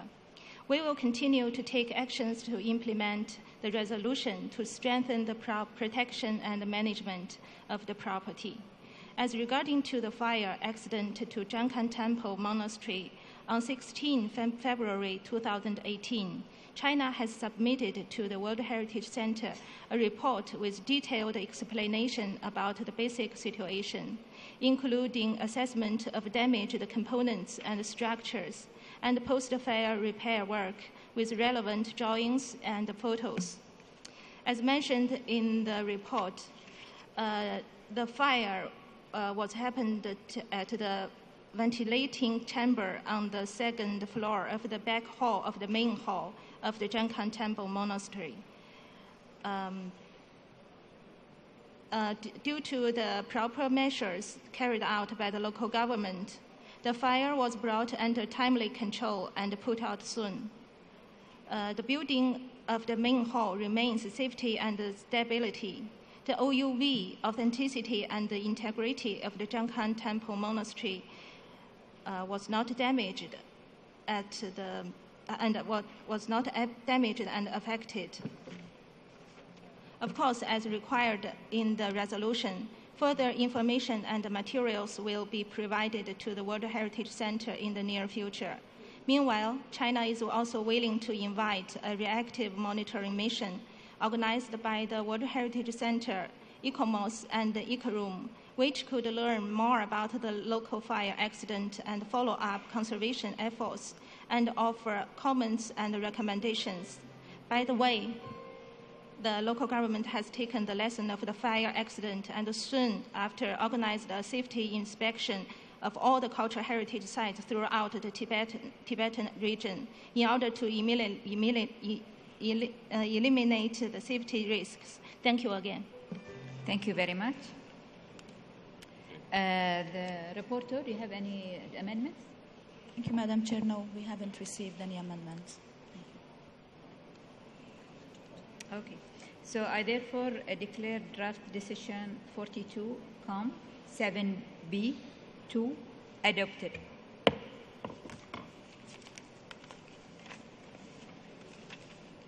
I now invite Mr.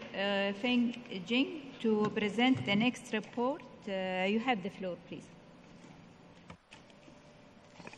Thank you, Madam Chairperson. The next site for review by the committee is the Kathmandu Valley in Nepal.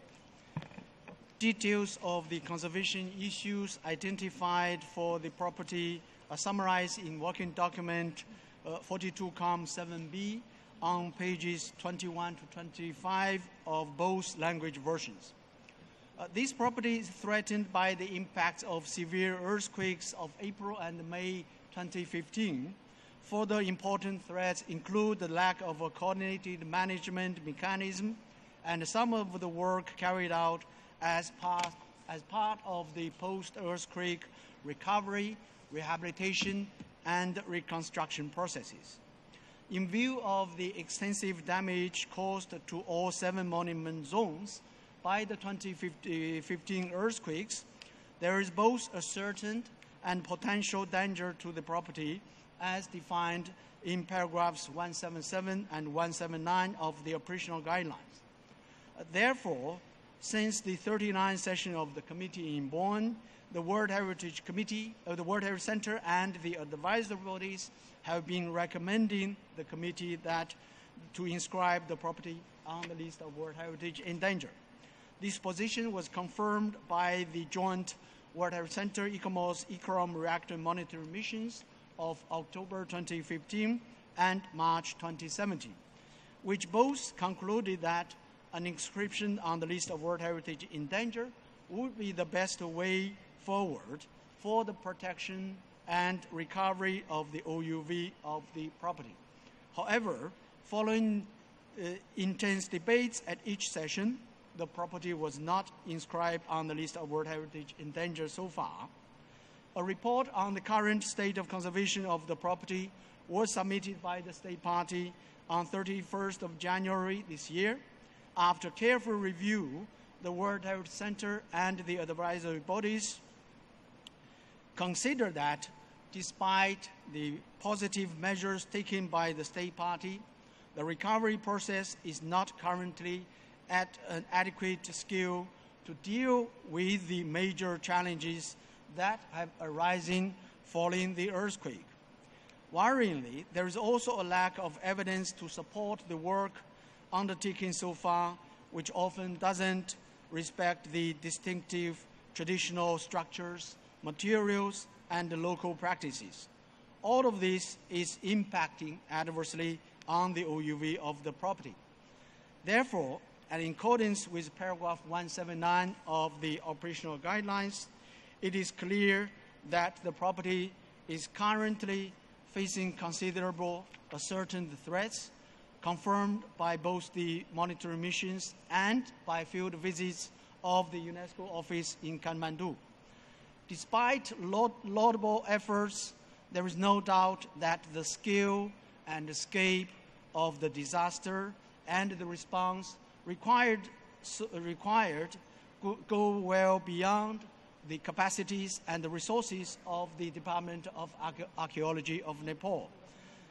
The World Heritage Center and the advisory bodies consider, therefore, that inscribing the property on the list of World Heritage in danger will ensure that immediate measures can be taken to focus on recovery projects that sustain the attributes of OUV, particularly the distinctive building structures and materials, in order to avoid problematic reconstruction and conservation activities that threaten the authenticity and integrity of the property.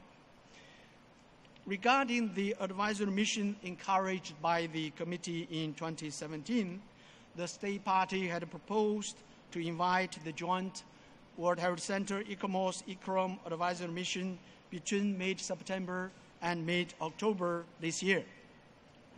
Finally, a debriefing meeting was held with the prominent delegation of Nepal to UNESCO ahead of the session on 24th of May last to express the process and in preparing the working document to the committee. Madam Chairperson, dear committee members, the draft decision 42-7B12 can be found in working document 42-7B on page 24 of both language versions. With your permission, Madam Chairperson, ICOMOS will now provide further comments on this property. The state party representative is also present in the room. Thank you. Thank you very much. Please go ahead. Thank you, Madam Chair. ICOMOS acknowledges the state party's strong commitment to the recovery of this property following the earthquake and the work that has so far been undertaken as set out in its State of Conservation report. But we also note that the detailed recommendations of the two reactive monitoring missions of 2015 and 2017 have not yet been fully addressed. And we are concerned at the overall slow pace of recovery and the lack of it in some areas, and the damaging restoration work that has been undertaken at some of the monuments, which does not respect local building materials, traditions, and practices. The difficulties being faced in dealing with the scope and scale of the impacts of the earthquake appear to reflect the lack of adequate planning and coordination, as well as a lack of capacity to undertake projects in a fully systematic way, including documentation, research, and analysis to underpin decisions. We consider that what is still lacking is a coordinated overall recovery plan, along with the subordinate plans for the individual monument zones that, together, could provide the context and guidance for how projects should be undertaken by international agencies and other donors. Such plans could also clearly set out how recovery might balance the needs of the fabric of the property with the social and economic needs of communities, so that support from donors could benefit both. Meanwhile, the uncontrolled work that is being undertaken is impacting on the outstanding universal value of the property, as is the deterioration from lack of attention, and this is leading to a significant loss of traditional fabric. In ICOMOS's view, the property is in danger through the resulting loss of attributes and for the potential for further irreversible loss, which would impact adversely on its integrity and authenticity. We appreciate that the issue of danger listing has been considered by the committee several times since the earthquake and was not supported, as assurances were given by the state party that recovery work was being undertaken that could reverse damage and decay. In ICOMOS's view, we are now in a position just over 3 years after the earthquake where we have not reached a stable position, with the immediate actions having been taken and with the long-term recovery plan underway. ICOMOS considers that the property clearly satisfies the conditions of danger listing, and its inclusion on the list should not be seen as a criticism of the heroic efforts of the state party, but rather as a means of gathering the necessary support to help the state party with the enormity of the task that it faces. It would be ideal if Kathmandu Valley could add to the current momentum to overcome the negative perceptions of danger listing and demonstrate the benefits that it might bring. Thank you, Madam Chair. Thank you very much. Is there any comments or question or inquiries? China, please. Thank you, Madam Chairman. Regarding the draft decision 42-7B.12 on the Kathmandu Valley, the state party Nepal has been carrying out conservation, reconstruction, restoration, and rehabilitation works on the monuments damaged and destroyed by the 2015 earthquake. We understand that the substantive work has been carried out during the past 3 years in a well-coordinated manner among related agencies, including local governments and the community. More than 70 monuments have been reconstructed within the protected monument zone. Some projects have received bilateral assistance. The Joint World Heritage Center ICMOS Reactive Monitoring Mission have already visited Nepal twice, in October 2015 and March 2017. A third one was an invitation for the third one was extended, but due to conflict of scheduling was not unable to be carried out at this stage. This shows Nepal's commitment to fulfill its obligation as decided by the committee. Nepal is ready to receive an advisory mission soon before the end of the year, which will allow this mission and the World Heritage Center to prepare a report and review the progress. The committee may kindly also take note that the international community and other state parties, including Japan, China, are also engaged directly in reconstruction.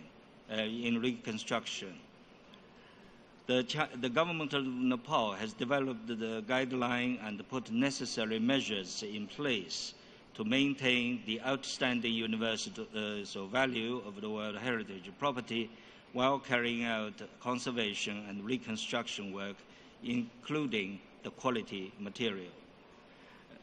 Progress has so far remained satisfactory, and the government has expressed its commitment to ensure the quality of all works.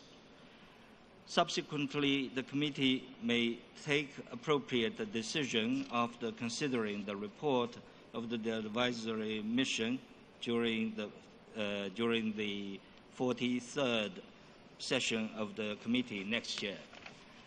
In view of the above, the state party in Nepal should be allowed. We think the state party in Nepal should be allowed to continue to implementation of its reconstruction and conservation plan related to the World Heritage property. China would therefore like to propose an amendment to the draft decision for consideration by the committee today.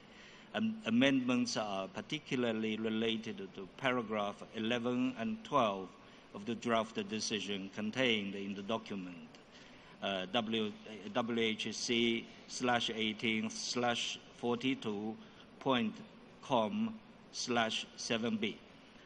Since the delegation of Nepal, led by the Secretary of Ministry of Culture, Tourism and Civil Aviation, is in the room, we propose that they should be given an opportunity to speak before the committee today to report on the current state of conservation, reconstruction, restoration, and rehabilitation works. Thank you.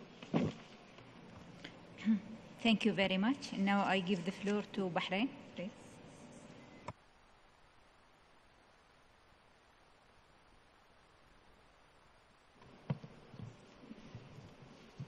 Thank you very much, Madam Chair. Actually, we agree with Honorable Representative of China, and would like to thank and commend the strong commitment of the State Party of Nepal and the work that it has undertaken so far for the recovery of the damaged components and their attempts to safeguard the property in view of the devastating effect of the disaster they have just experienced. We also recognize that the pace of the recovery work emphasizes the need for the improvement in the management of the needed works and for building capacity of the professionals and technical practitioners. Thus, we urge the international community to provide the needed support to the state party. However, we would like also to point out that the international community should also appreciate that under such severe circumstances and conditions, and the consequences of either a natural disaster like this one or post-conflict results, the devastation that the state party usually experience is far more even than in seriousness, is far more in humanitarian as well, and more than the actual physical and the safeguarding of the heritage alone. We have to remember that this is a living place and there are people who are affected, and whether the pace is not quick enough or whether there are unplanned or unjustified intervention from the local community, this should be appreciated and should be considered as temporary measures for them to continue living, because they can't just sit around and wait for the international community to come and tell them how to implement the sometimes very complex and difficult rules and regulations related to the conservation. And therefore, I think there is a lot of responsibility on the international community, A, to support, and B, to understand the difficult situation. Thank you very much. Thank you very much. And now I give the floor to Tanzania. Thank you, Chair. Tanzania would want to intervene basing on 3 pillars. One pillar is the factors that are affecting the property, which I will not read them. The second pillar is out of the analysis of the advisory bodies, where we note that there is a laudable work undertaken which has a very slow pace. The quality of the work is very poor. There is a continuing serious deterioration of properties, architectural and town planning coherence that erodes the integrity and authenticity. There is a lack of adequate control or coordination, and there is no capacity to undertake necessary documentation, research, and analysis that should underpin all recovery work. That is on one hand. On the other hand, they are saying, the advisory bodies are saying, considers that the potential and sustained threats to the outstanding universal value of the property are so considerable that the recovery process needs to be made more effective, and that the scale and the scope of the disaster and the response required go well beyond the capacity and the resources of the state party. The third party, they are making a conclusion saying, considering the above, it considers now inscribing the property on the list of World Heritage in danger so as to ensure that immediate measures can be taken to focus recovery on projects that sustain the attributes of outstanding universal value, particularly the distinctive building structures and the materials, in order to avoid reconstruction and the conservation that is problematic and damaging to the authenticity. If this equation is right, we see 3 things. It means if that work is done through the danger list, there is no sustainability because it is neither locally engineered nor locally designed. Second, danger listing then is a magical solution that when applied to property, you get results very quickly. Thirdly, the danger listing is a perfect and easy solution to challenges that face World Heritage properties. The Tanzania delegation thinks that is not a right solution. It's not the right even equation, because what we see, sites on World Heritage in danger have been there for many years. So it's not an easy solution. It's not even a good solution. Thirdly, we see state parties lobbying not to be put on the list in danger. So that also confirms that putting danger list is also not a very good phenomenon. If that is the case, Tanzania would ask, why don't we go with the operation guidelines paragraph 183 to 189, where discussions at a wider angle, whereby consultation is a very important tool. In that operation guidance, and I would ask legal advice why we are not using that process. Because that process is inclusive, it allows for consultation, it identifies the corrective measures that have to be taken, it allows to come up with the desired state of conservation for removal before we even put the site on the danger list. Because what we are doing, we are putting the committee into a situation that is not really entertaining. Thank you, Chair. I submit. Thank you very much. Now, I give the floor to Uganda.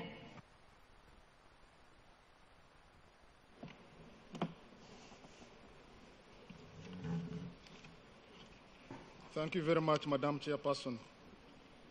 Uganda has learned that the state party has made progress on the reconstruction and rehabilitation work since the 41st session of the World Heritage Committee. Conservation and rehabilitation works of 60 monuments have been completed to date, and 13 more will be completed by mid-July 2018. The state party has shown its commitment to reinstate all the cultural property of Kathmandu Valley by undertaking necessary measures for ensuring quality work on the heritage property. While appreciating the efforts made by the state party in the conservation and rehabilitation of the property, the progress made so far should be considered satisfactory in view of the damage caused by a natural disaster, which certainly is not man-made. It should also be taken into account that the state party now has a local government in place after a long gap, along with a stable government which will make things move smoothly. We therefore request the committee to allow the state party to continue to work on their reconstruction process, and we do recommend that the World Heritage Center sends an advisory mission to Nepal before the end of 2018 to review the progress. Uganda supports the draft amendment proposed by China. I thank you. Thank you very much. Now I give the floor to Cuba, please. Gracias, señora presidenta. Deseo primero agradecer la información, también agradecer la claridad de algunos de los oradores que me han precedido, que permitirán que mi intervención sea más directa y más clara. También deseo agradecer los esfuerzos y reconocer los esfuerzos del Estado parte y también los esfuerzos en el marco regional que se han venido desarrollando para ayudar y para cooperar con esta situación. Los que vivimos en países que han sido azotados por catástrofes naturales como los terremotos o como los huracanes, sabemos lo complejo y sobre todo cuando somos países en desarrollo, comprendemos lo complejo que es la recuperación de un país que puede tardar un año o más. Sobre todo en un país como Nepal que fue azotado por 2 terremotos. Estamos focalizándonos solamente en un terremoto que fue el que tuvo la afectación a los sitios, pero fue un país azotado por 2 terremotos. Cuando un país es azotado por 2 terremotos, las cuestiones prioritarias también se concentran en una primera etapa en la salud, en la educación, en la higienización. Entonces tenemos que comprender que es muy complejo para un país en desarrollo y que en épocas muy tempranas luego del terremoto movilizó para salvaguardar 115 lugares históricos que habían sido afectados.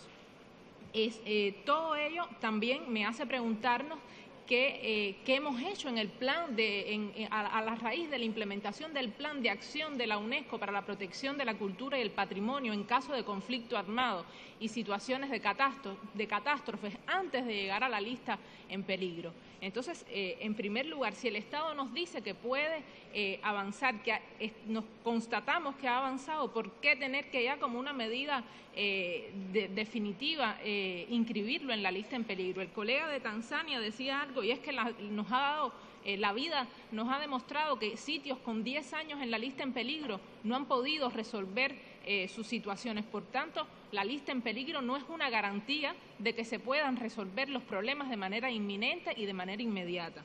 Recordaba yo que hace muchos años la UNESCO, y no tanto, también lanzaba campañas. Tenemos Unidos por el Patrimonio, tenemos el plan de acción de la UNESCO, la resolución 2347 de Naciones Unidas, y sin embargo vamos directamente a la inscripción en la lista en peligro. Creo que los órganos y que todos de manera general tenemos que reflexionar más en el enfoque y en la afectación sistémica que tiene un país que es el máximo interesado en proteger su patrimonio. No son los órganos, no es el centro, no somos los miembros del comité. El Estado parte es el principal y el más beneficiario y el más interesado en proteger su patrimonio. Por ello, consideramos que tenemos que tener confianza, tenemos que buscar otras alternativas también para ayudar, para cooperar. Vemos que se han priorizado un grupo de proyectos de colaboración internacional a partir de fondos de terceros, pero es muy osado venir y decir aquí que el país no tiene capacidad, que el país no ha mostrado suficientes condiciones para solventar esta situación, cuando no hemos explotado todas las acciones. Y quiero hacer una pregunta específica a la Secretaría. Quisiera saber si se han agotado todas las medidas previstas en el Plan de Acción para la Protección del Patrimonio y la Cultura, en el que están implicadas todas las convenciones para la salvaguardia en casos de conflicto armado y situaciones de catástrofe. Muchas gracias.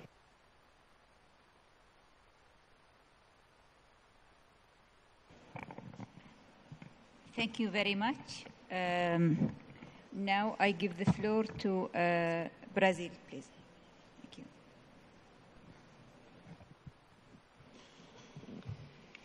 Thank you, Madam Chairperson.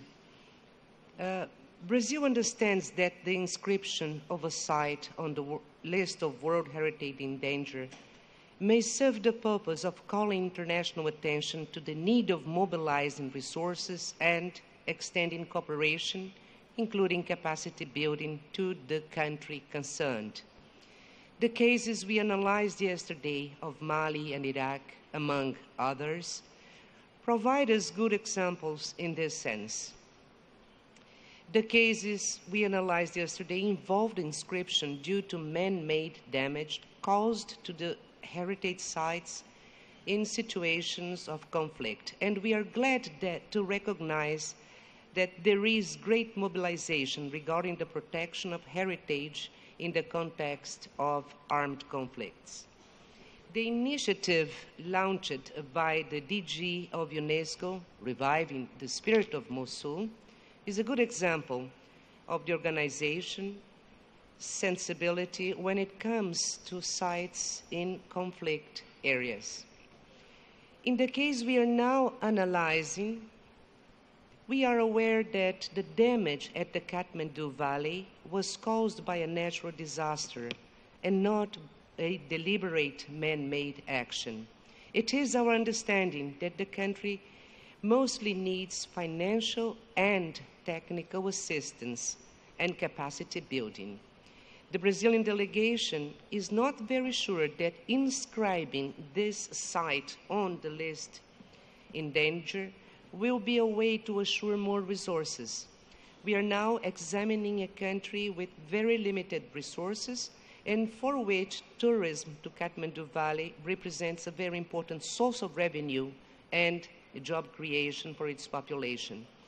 We should pose ourselves the question whether the inscription proposed would have the effect of further reducing the touristic inflow to the country, additionally affecting its economy. Brazil believes that rather than being enlisted as a World Heritage Site in danger, Kathmandu Valley needs a comprehensive strategy of international cooperation within the framework of the 1972 Convention to cope with the damage involuntarily caused to one of its most important tourist attractions. And I would like to recall my intervention on the opening of this session to the need of having a permanent strategy to help countries in the case of natural disasters. Thank you very much. Thank you very much. And now I give the floor to the representative of Azerbaijan. Thank you, Madam Chair. After the careful study of the draft decision regarding the Kathmandu Valley property and the state of conservation report provided to World Heritage Center, we could honestly say that the state party have done a lot of work for the preservation of all 7 sites, parts of one World Heritage property. The pictures of the state of conservation report demonstrate the undertaken preservation works at the site. Some of them are already completed, and other ones are under the conservation and rehabilitation. The Recovery Master Plan was prepared and submitted to the World Heritage Center through the mission in 2015. We had a wish to evaluate this master plan too. Unfortunately, couldn't find the online version. The government of Nepal covers all expenses for rehabilitation of this World Heritage Site. At the same time, state party and the relevant state institution invited all levels of governmental and non-governmental, as well as national and international communities to support Nepal in this post-earthquake rehabilitation process. We could say that the most items of the draft decision were implemented and are under the implementation. Unfortunately, the advisory body's mission to the property couldn't be realized in this year. In conclusion, our suggestion is postpone the decision to inscribe the site in the World Heritage List in danger and return back to this issue after the advisory body's missions and the evaluation of all undertaken works and recovery master plan and its implementation. For more detailed understanding of the current situation as the World Heritage property concerned, we would like to have more information about factors affecting the properties such as housing, ground, underground, and air transport infrastructure in future mission report. Thanks for attention. Thank you very much. Now I give the floor to Zimbabwe, please. Thank you, Madam Chair. The situation between 2015, when the earthquake happened, and now is very different. The 39th session of the committee did not put this property on the World Heritage in Danger listing, and that's when we should have done that. The situation has improved greatly, and right now, fellow members of the committee, we are too late. There has been great improvement in terms of the work that the state party has done. We commend the efforts of the state party. We also commend the governments that have been offering international assistance to the state party. We also would like to ask the center to address the issue of capacity, and that the center works. I think Brazil talked about the comprehensive strategy for boosting capacity of the state party in this way. I think it is important that we reward and join the efforts of the state party rather than saying that what they are doing is not, as long as we are not involved, it is not acceptable. We would ask for goodwill and dialogue between the center, the state party, the advisory bodies. And we hope that this will be achieved by the advisory and reactive mission that will be sent this year.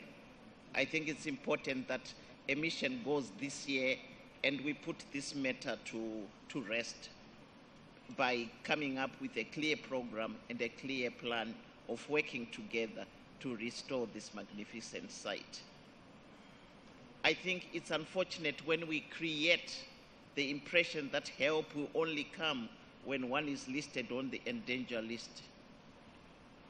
we have evidence that yes, sometimes, but in other times it does not come. We therefore support the draft decision proposed by China for not putting this property on the endangered list, and really emphasize to my colleagues, we missed the boat in 39th session. Thank you very much. Now I give the floor to Spain, please. Spain.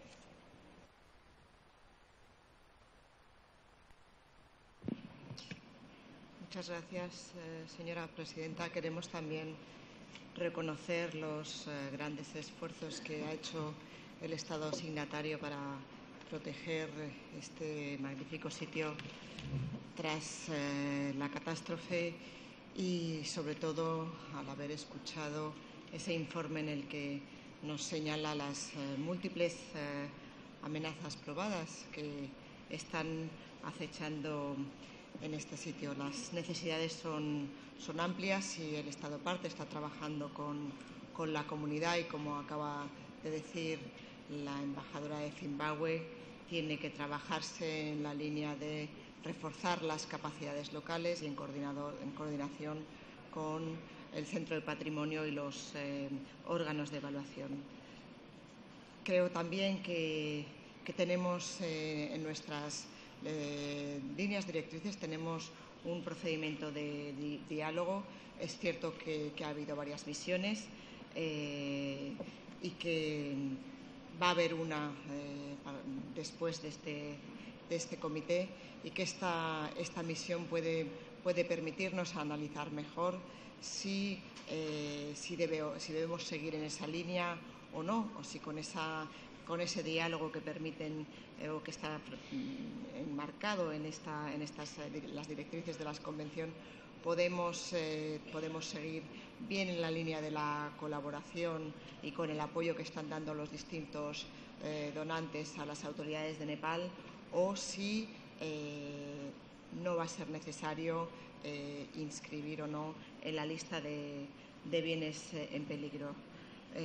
Por lo tanto, España lo único que querría poder es solicitar la intervención del Estado parte, porque dentro de la propuesta que ha sido circulada con enmiendas sí que nos interesaría saber por qué no quieren aceptar un mecanismo de coordinación internacional científico, si eso puede contribuir o no, siempre teniendo en cuenta que no disminuye en ningún caso el trabajo que están haciendo las autoridades locales. Y también nos gustaría tener la oportunidad, por tanto, de escuchar las explicaciones de las autoridades de Nepal de los trabajos que están haciendo y cómo cuentan entrar en esa colaboración con el Centro de Patrimonio y con los organismos de evaluación. Muchísimas gracias.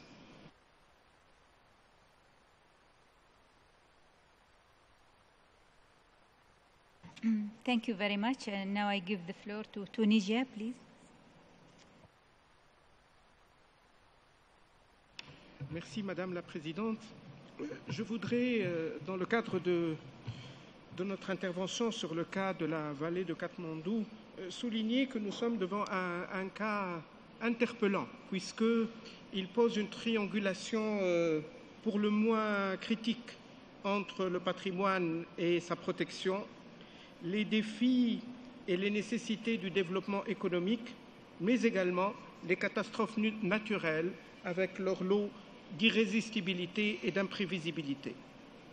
La Tunisie souhaite tout d'abord souligner les efforts dans les conditions qui sont les siennes de l'État partie pour essayer d'améliorer, de ramener le site vers ses valeurs qui lui ont permis d'être inscrit sur la liste du patrimoine mondial. Je souhaite également, au nom de la Tunisie, souligner que cela incombe non seulement à l'État partie, au comité et à l'UNESCO et à l'ensemble de son système, qu'il soit consultatif ou décisionnel, mais également à la communauté internationale dans sa globalité. C'est une question qui nous interpelle tous.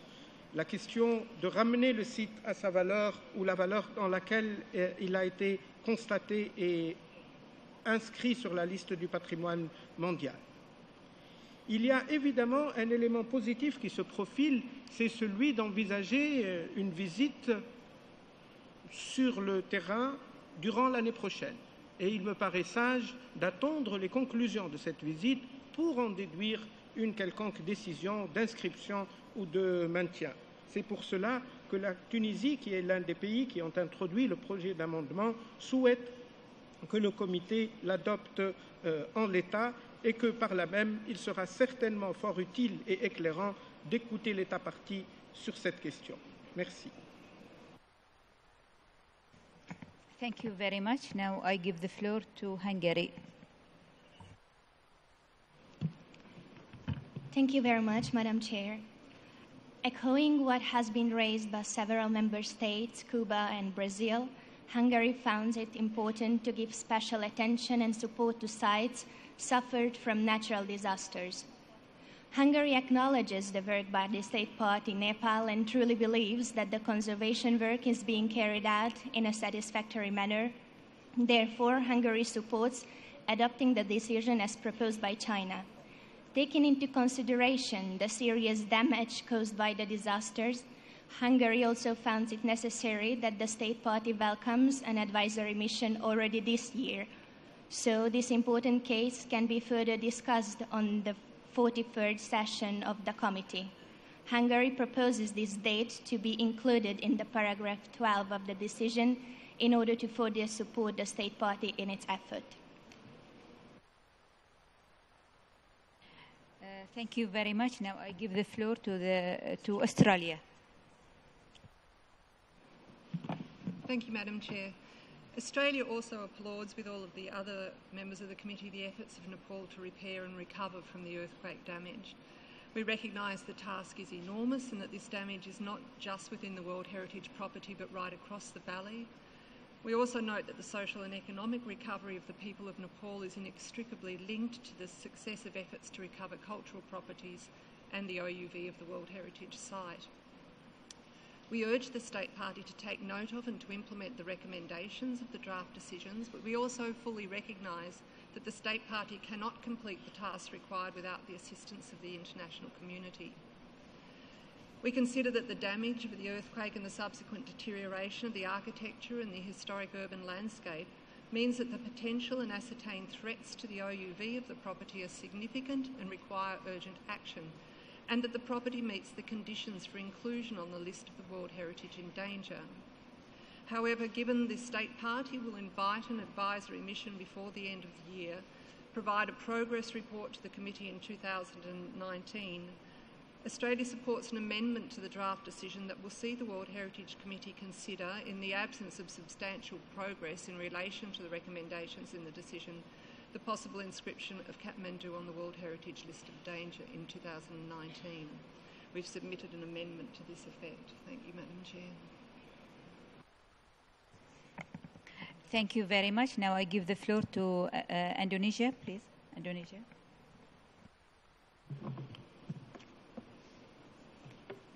Thank you, Madam Chair. Echoing other members of the committee, Indonesia is of the view that Kathmandu Valley should be considered not to be put into World Heritage List in danger at this point. The fact that the damage was caused by natural disaster should serve as a justification that it will take the state party a considerable amount of time to retain the OUV of the site into its original state. Taking note that the purpose of this committee is to help find solution and assistance to the affected state party, we would like to echo the suggestions stated by the delegation of Brazil for us to work together in assisting Nepal to help saving this World Heritage site. We are assured that the government of Nepal is ready with a comprehensive plan to restore this site, and with the Chair's permission, as suggested in the beginning of this discussion by China, we think it is appropriate to invite the representative of Nepal to give explanation on the current state of this site and future restoration plan at this forum. Thank you.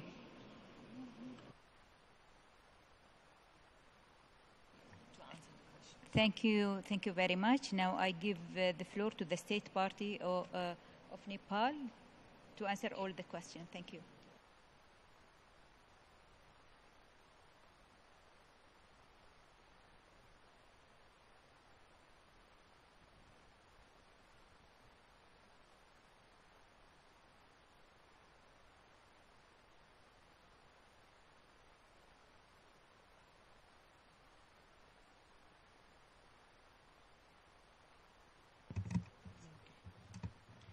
Thank you, Madam Chair. The government of Nepal has been incessantly working for the conservation, reconstruction and rehabilitation of all damaged cultural heritage following the devastating earthquake of 2015. The aid memoir circulated to all the members of the committees outlined the conservation, reconstruction and rehabilitation works that are ongoing. Nepal welcomed to joint reactive monitoring missions since the devastating earthquake. Feedback from them has been very useful to streamlining and furthering our work. In the meantime, we would like to bring to your kind attention that the state party had invited joint advisory mission in April. However, that did not take place. We have proposed new date to welcome the advisory mission between mid-September to mid-October 2018. We are waiting for the response from the World Heritage Center. Nevertheless, I would like to mention some of our major achievements made during the last 3 years. The government of Nepal has adopted a 6-year plan of Kathmandu Valley World Heritage property. It has also instituted a cultural heritage information management system which has already begun to work of regarding all heritage in Kathmandu Valley as well maintaining the records of all ongoing conservation, reconstruction and rehabilitation activities including its previous all historical records.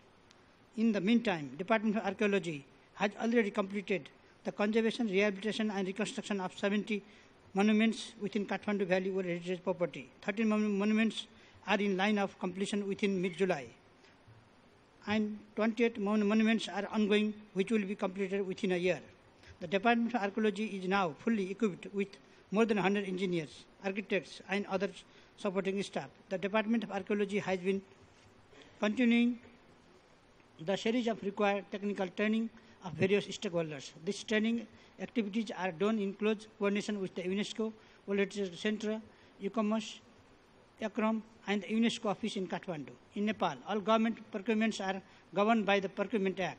Nevertheless, following the comments of the joint reactive monitoring missions, the Department of Archaeology, Government of Nepal has worked to develop a tender system that would allow only those contractors who meet eligibility criteria of maintaining OUV to be shortlisted so that expediency is achieved in contracting out the required tasks. Nepal has successfully completed democratic, local, provincial and federal level elections very recently. Accordingly, we know how stable government. This paves way for effective commitment from the government at all levels, which local communities' participation, which will further expedite the process of conservation, reconstruction and rehabilitation of the cultural heritage. Government of Nepal has developed coordination mechanism at the level of Minister and the Secretary of Ministry of Culture, Tourism and Civil Aviation to coordinate with all stakeholders. We highly appreciate the understanding and cooperation of the committee members regarding our commitment and work, and also the Government of Nepal highly appreciate the continuous support of international community in this regard and look forward for its continuity. In view of the achievements made so far and our efforts and commitment to the case, the Government of Nepal humbly requests to this Honorable Committee to allow the State Party, Nepal, to move forward with conservation, reconstruction and rehabilitation activities with the support of UNESCO and international community, our development partners, without placing Kathmandu Valley World Heritage property in danger list. Thank you very much. Thank you very much. Now I'll give the floor to the rapporteur to give us the amendments, and we'll leave it for you, maybe because we have now only 10 minutes to discuss it. And I propose that we will adopt it after lunch. So you'll see now the draft with the amendments, and we can discuss up to 1 o'clock. Thank you. Thank you very much, Madam Chair. As it has emerged during the discussion, we have received several amendments for this item. We have received amendments from Brazil, China, Cuba, Guatemala, United Republic of Tanzania, Uganda, Zimbabwe, and if I understood, the distinguished delegate of Tunisia also wishes to be added to the list of co-sponsors. We have also received amendments from Australia and a slight amendment on the amendment proposed by the group of countries by Hungary. So as you know, the original decision is for including this property on the list of World Heritage in danger, and the proposal is not to include this property on the list of World Heritage in danger, so all the paragraphs should be read in that sense. So I will now proceed to read out the amendments. So paragraph 1 would remain unchanged, paragraph 2 as well, and then paragraph 3 has a slight amendment so that it would read, acknowledges the strong commitment of the state party and the work that it has undertaken for the recovery of the property, particularly its capacity building efforts, as well as the efforts of international agencies, and the 6-year plan for the recovery of the monuments damaged by the earthquake. Then paragraph 4 is also slightly amended by replacing some parts at the end, so that now it would read, also acknowledges the scale and scope of the disaster as described in the reports of the Joint World Heritage Center ICOMOS-ICROM reactive monitoring missions to the property of October 2015 and March 2017, the laudable work undertaken, and the continuing serious deterioration of the property's architectural and town planning coherence resulting from the immediate impacts of the earthquakes. Then for paragraph 5, we have two different proposals. The proposal of the group of countries of Brazil, China, Cuba, Guatemala, and so on would be an additional, an alternative redrafting of paragraph 5, which would read, recognizes that the pace of recovery and the damaging restoration of work on some monuments appears to reflect the current need for improvement in management capacity across the property to undertake the necessary documentation, research, and analysis that should underpin all recovery work. But we have received an amendment from the delegation of Australia, who is proposing to retain some parts of the original paragraph 5, so that it would read, expresses concern that the continuing serious deterioration of the property's architectural and town planning coherence, which results not only from the immediate impacts of the earthquakes, but worryingly also from some of the work undertaken during the subsequent recovery process, is eroding the property's integrity and authenticity. Then, for paragraph 6, we also have two different proposals. Australia is proposing to keep the original paragraph, but Brazil, China, Cuba, and the rest of the countries' proposal is to revert it slightly so that it would read, request that the recommendations of the October 2015 and March 2017 missions be systematically carried out, fully followed, and implemented in a best way by the state party.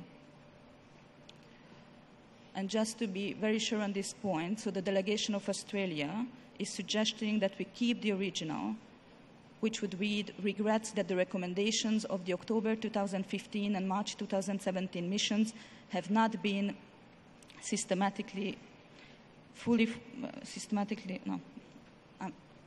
the rapporteur apologizes, have not been systematically and fully followed and implemented by the state party.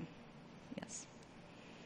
And then for paragraph 7, we have a proposal of deletion. And so the former paragraph 8 would now become paragraph 7. And it has a slight amendment, so now it would read, encourages the state party to initiate, with technical support from the World Heritage Center and the advisory bodies, to assist the state party with developing structures to coordinate and guide the recovery of the property and its outstanding universal value. And then the former paragraph 9 would now be paragraph 8, and it has some amendments at the end, so now it would read, also considers that the potential and ascertained threats to the OUV of the property are so considerable that the recovery process needs to be made more effective, and that the scale and scope of the disaster and the response required goes well beyond the capacity and resources of the Department of Archaeology of Nepal, and also considers that much greater input, collaboration, and coordination of support from the international community could likely help to achieve this shift. Then the former paragraph 10 is proposed for deletion, as well as the former paragraph 11, which would have put this property on the list of World Heritage in danger, and subsequently the former paragraph 12 that talks about the desired state of conservation report is also proposed for deletion. And then we have a new paragraph 9, which would read, request the state party to fully commit to use appropriate methods and materials in recovery works. And then we have a new proposed paragraph 10, which would read, reiterates its request that the state party integrate the RMP within an overall socio-economic revitalization program for urban communities, encourage residents and local business to engage in the recovery process and ensure that it delivers wide-ranging social and economic benefits. Madam Chair, if I may have a suggestion on this paragraph, since this is the first time that we see this abbreviation in this decision, RMP, I suggest that we write out recovery master plan, and then we put, yes, and then we put the abbreviation into brackets. Thank you very much. So going on, the former paragraph 13 would now become paragraph 11. And here again, we have a counter-proposal from Australia. So the proposal for amended paragraph would read, calls upon the international community to support the state party's urgent recovery work through financial, technical, or expert assistance. And Australia is suggesting to keep the original, which would include the part that's stricken out so that it would read, including support for local communities in terms of their housing and social needs. Then we have a proposal for a new paragraph 12 with a slight amendment by Hungary at the end, so that it would read, further request the state party to invite a joint World Heritage Center ICOMOS-ICROM advisory mission to ascertain the progress accomplished by the state party to assist in the implementation of the 6-year RMP, as well as to give guidance on reviewing it, and recommends that this mission take place by the end of 2018.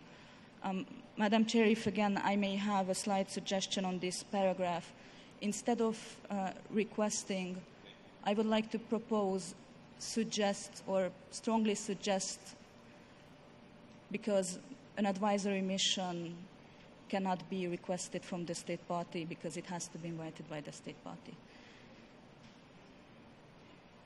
Thank you.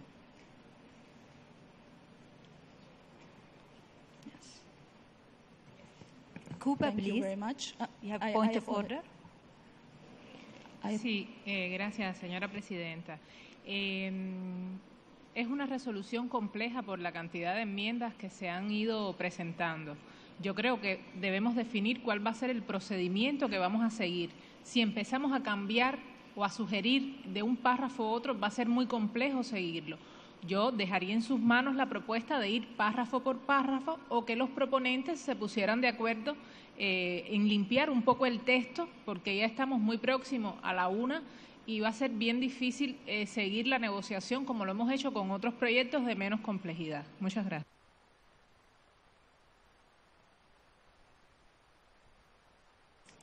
Thank you very much. I agree. I think it is not easy. It's not easy, and it will take time.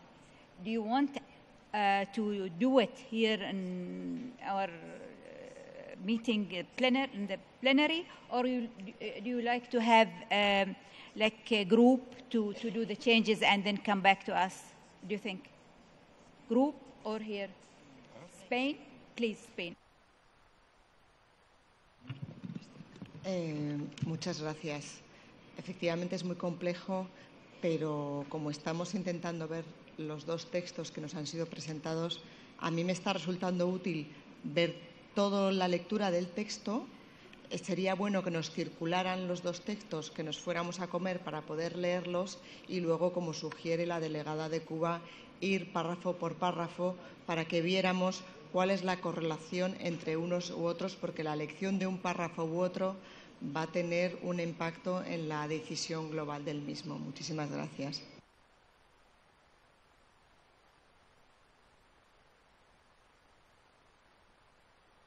So, thank you very much. So, according to your proposal, we will distribute the text with the amendment, and then you look at it during the lunchtime, and then we come back, and then we can just go, as Kuba said, one paragraph by one paragraph. We go through it, and then at the plenary. Okay? So, thank you very much, and maybe we'll see you at 3 o'clock. And yeah, maybe. Yeah, we will distribute the text now. Thank you very much.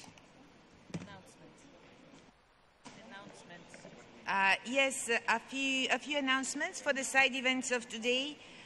During lunchtime, you have the historic urban landscape approach in rethinking urban management, organized by the World Heritage Center in Room Hawar. You have Sites of Memory, organized by ICOMOS in Room Manama in the AB space. And at 2:10, you have the contributions of ICROM and its Sharjah Regional Office to the conservation of cultural and world heritage. That is again in the AB space Manama room. And if you see the next slide, this is our special fundraising event. It's taking place tonight, and you are all kindly invited to make your donations and get your passes for this very, very special event just outside the room and also next to the registration space. Thank you very much. And you can see at the next slide, you can see the group that's going to perform. There would be transport and the reception under the event. Thank you very much.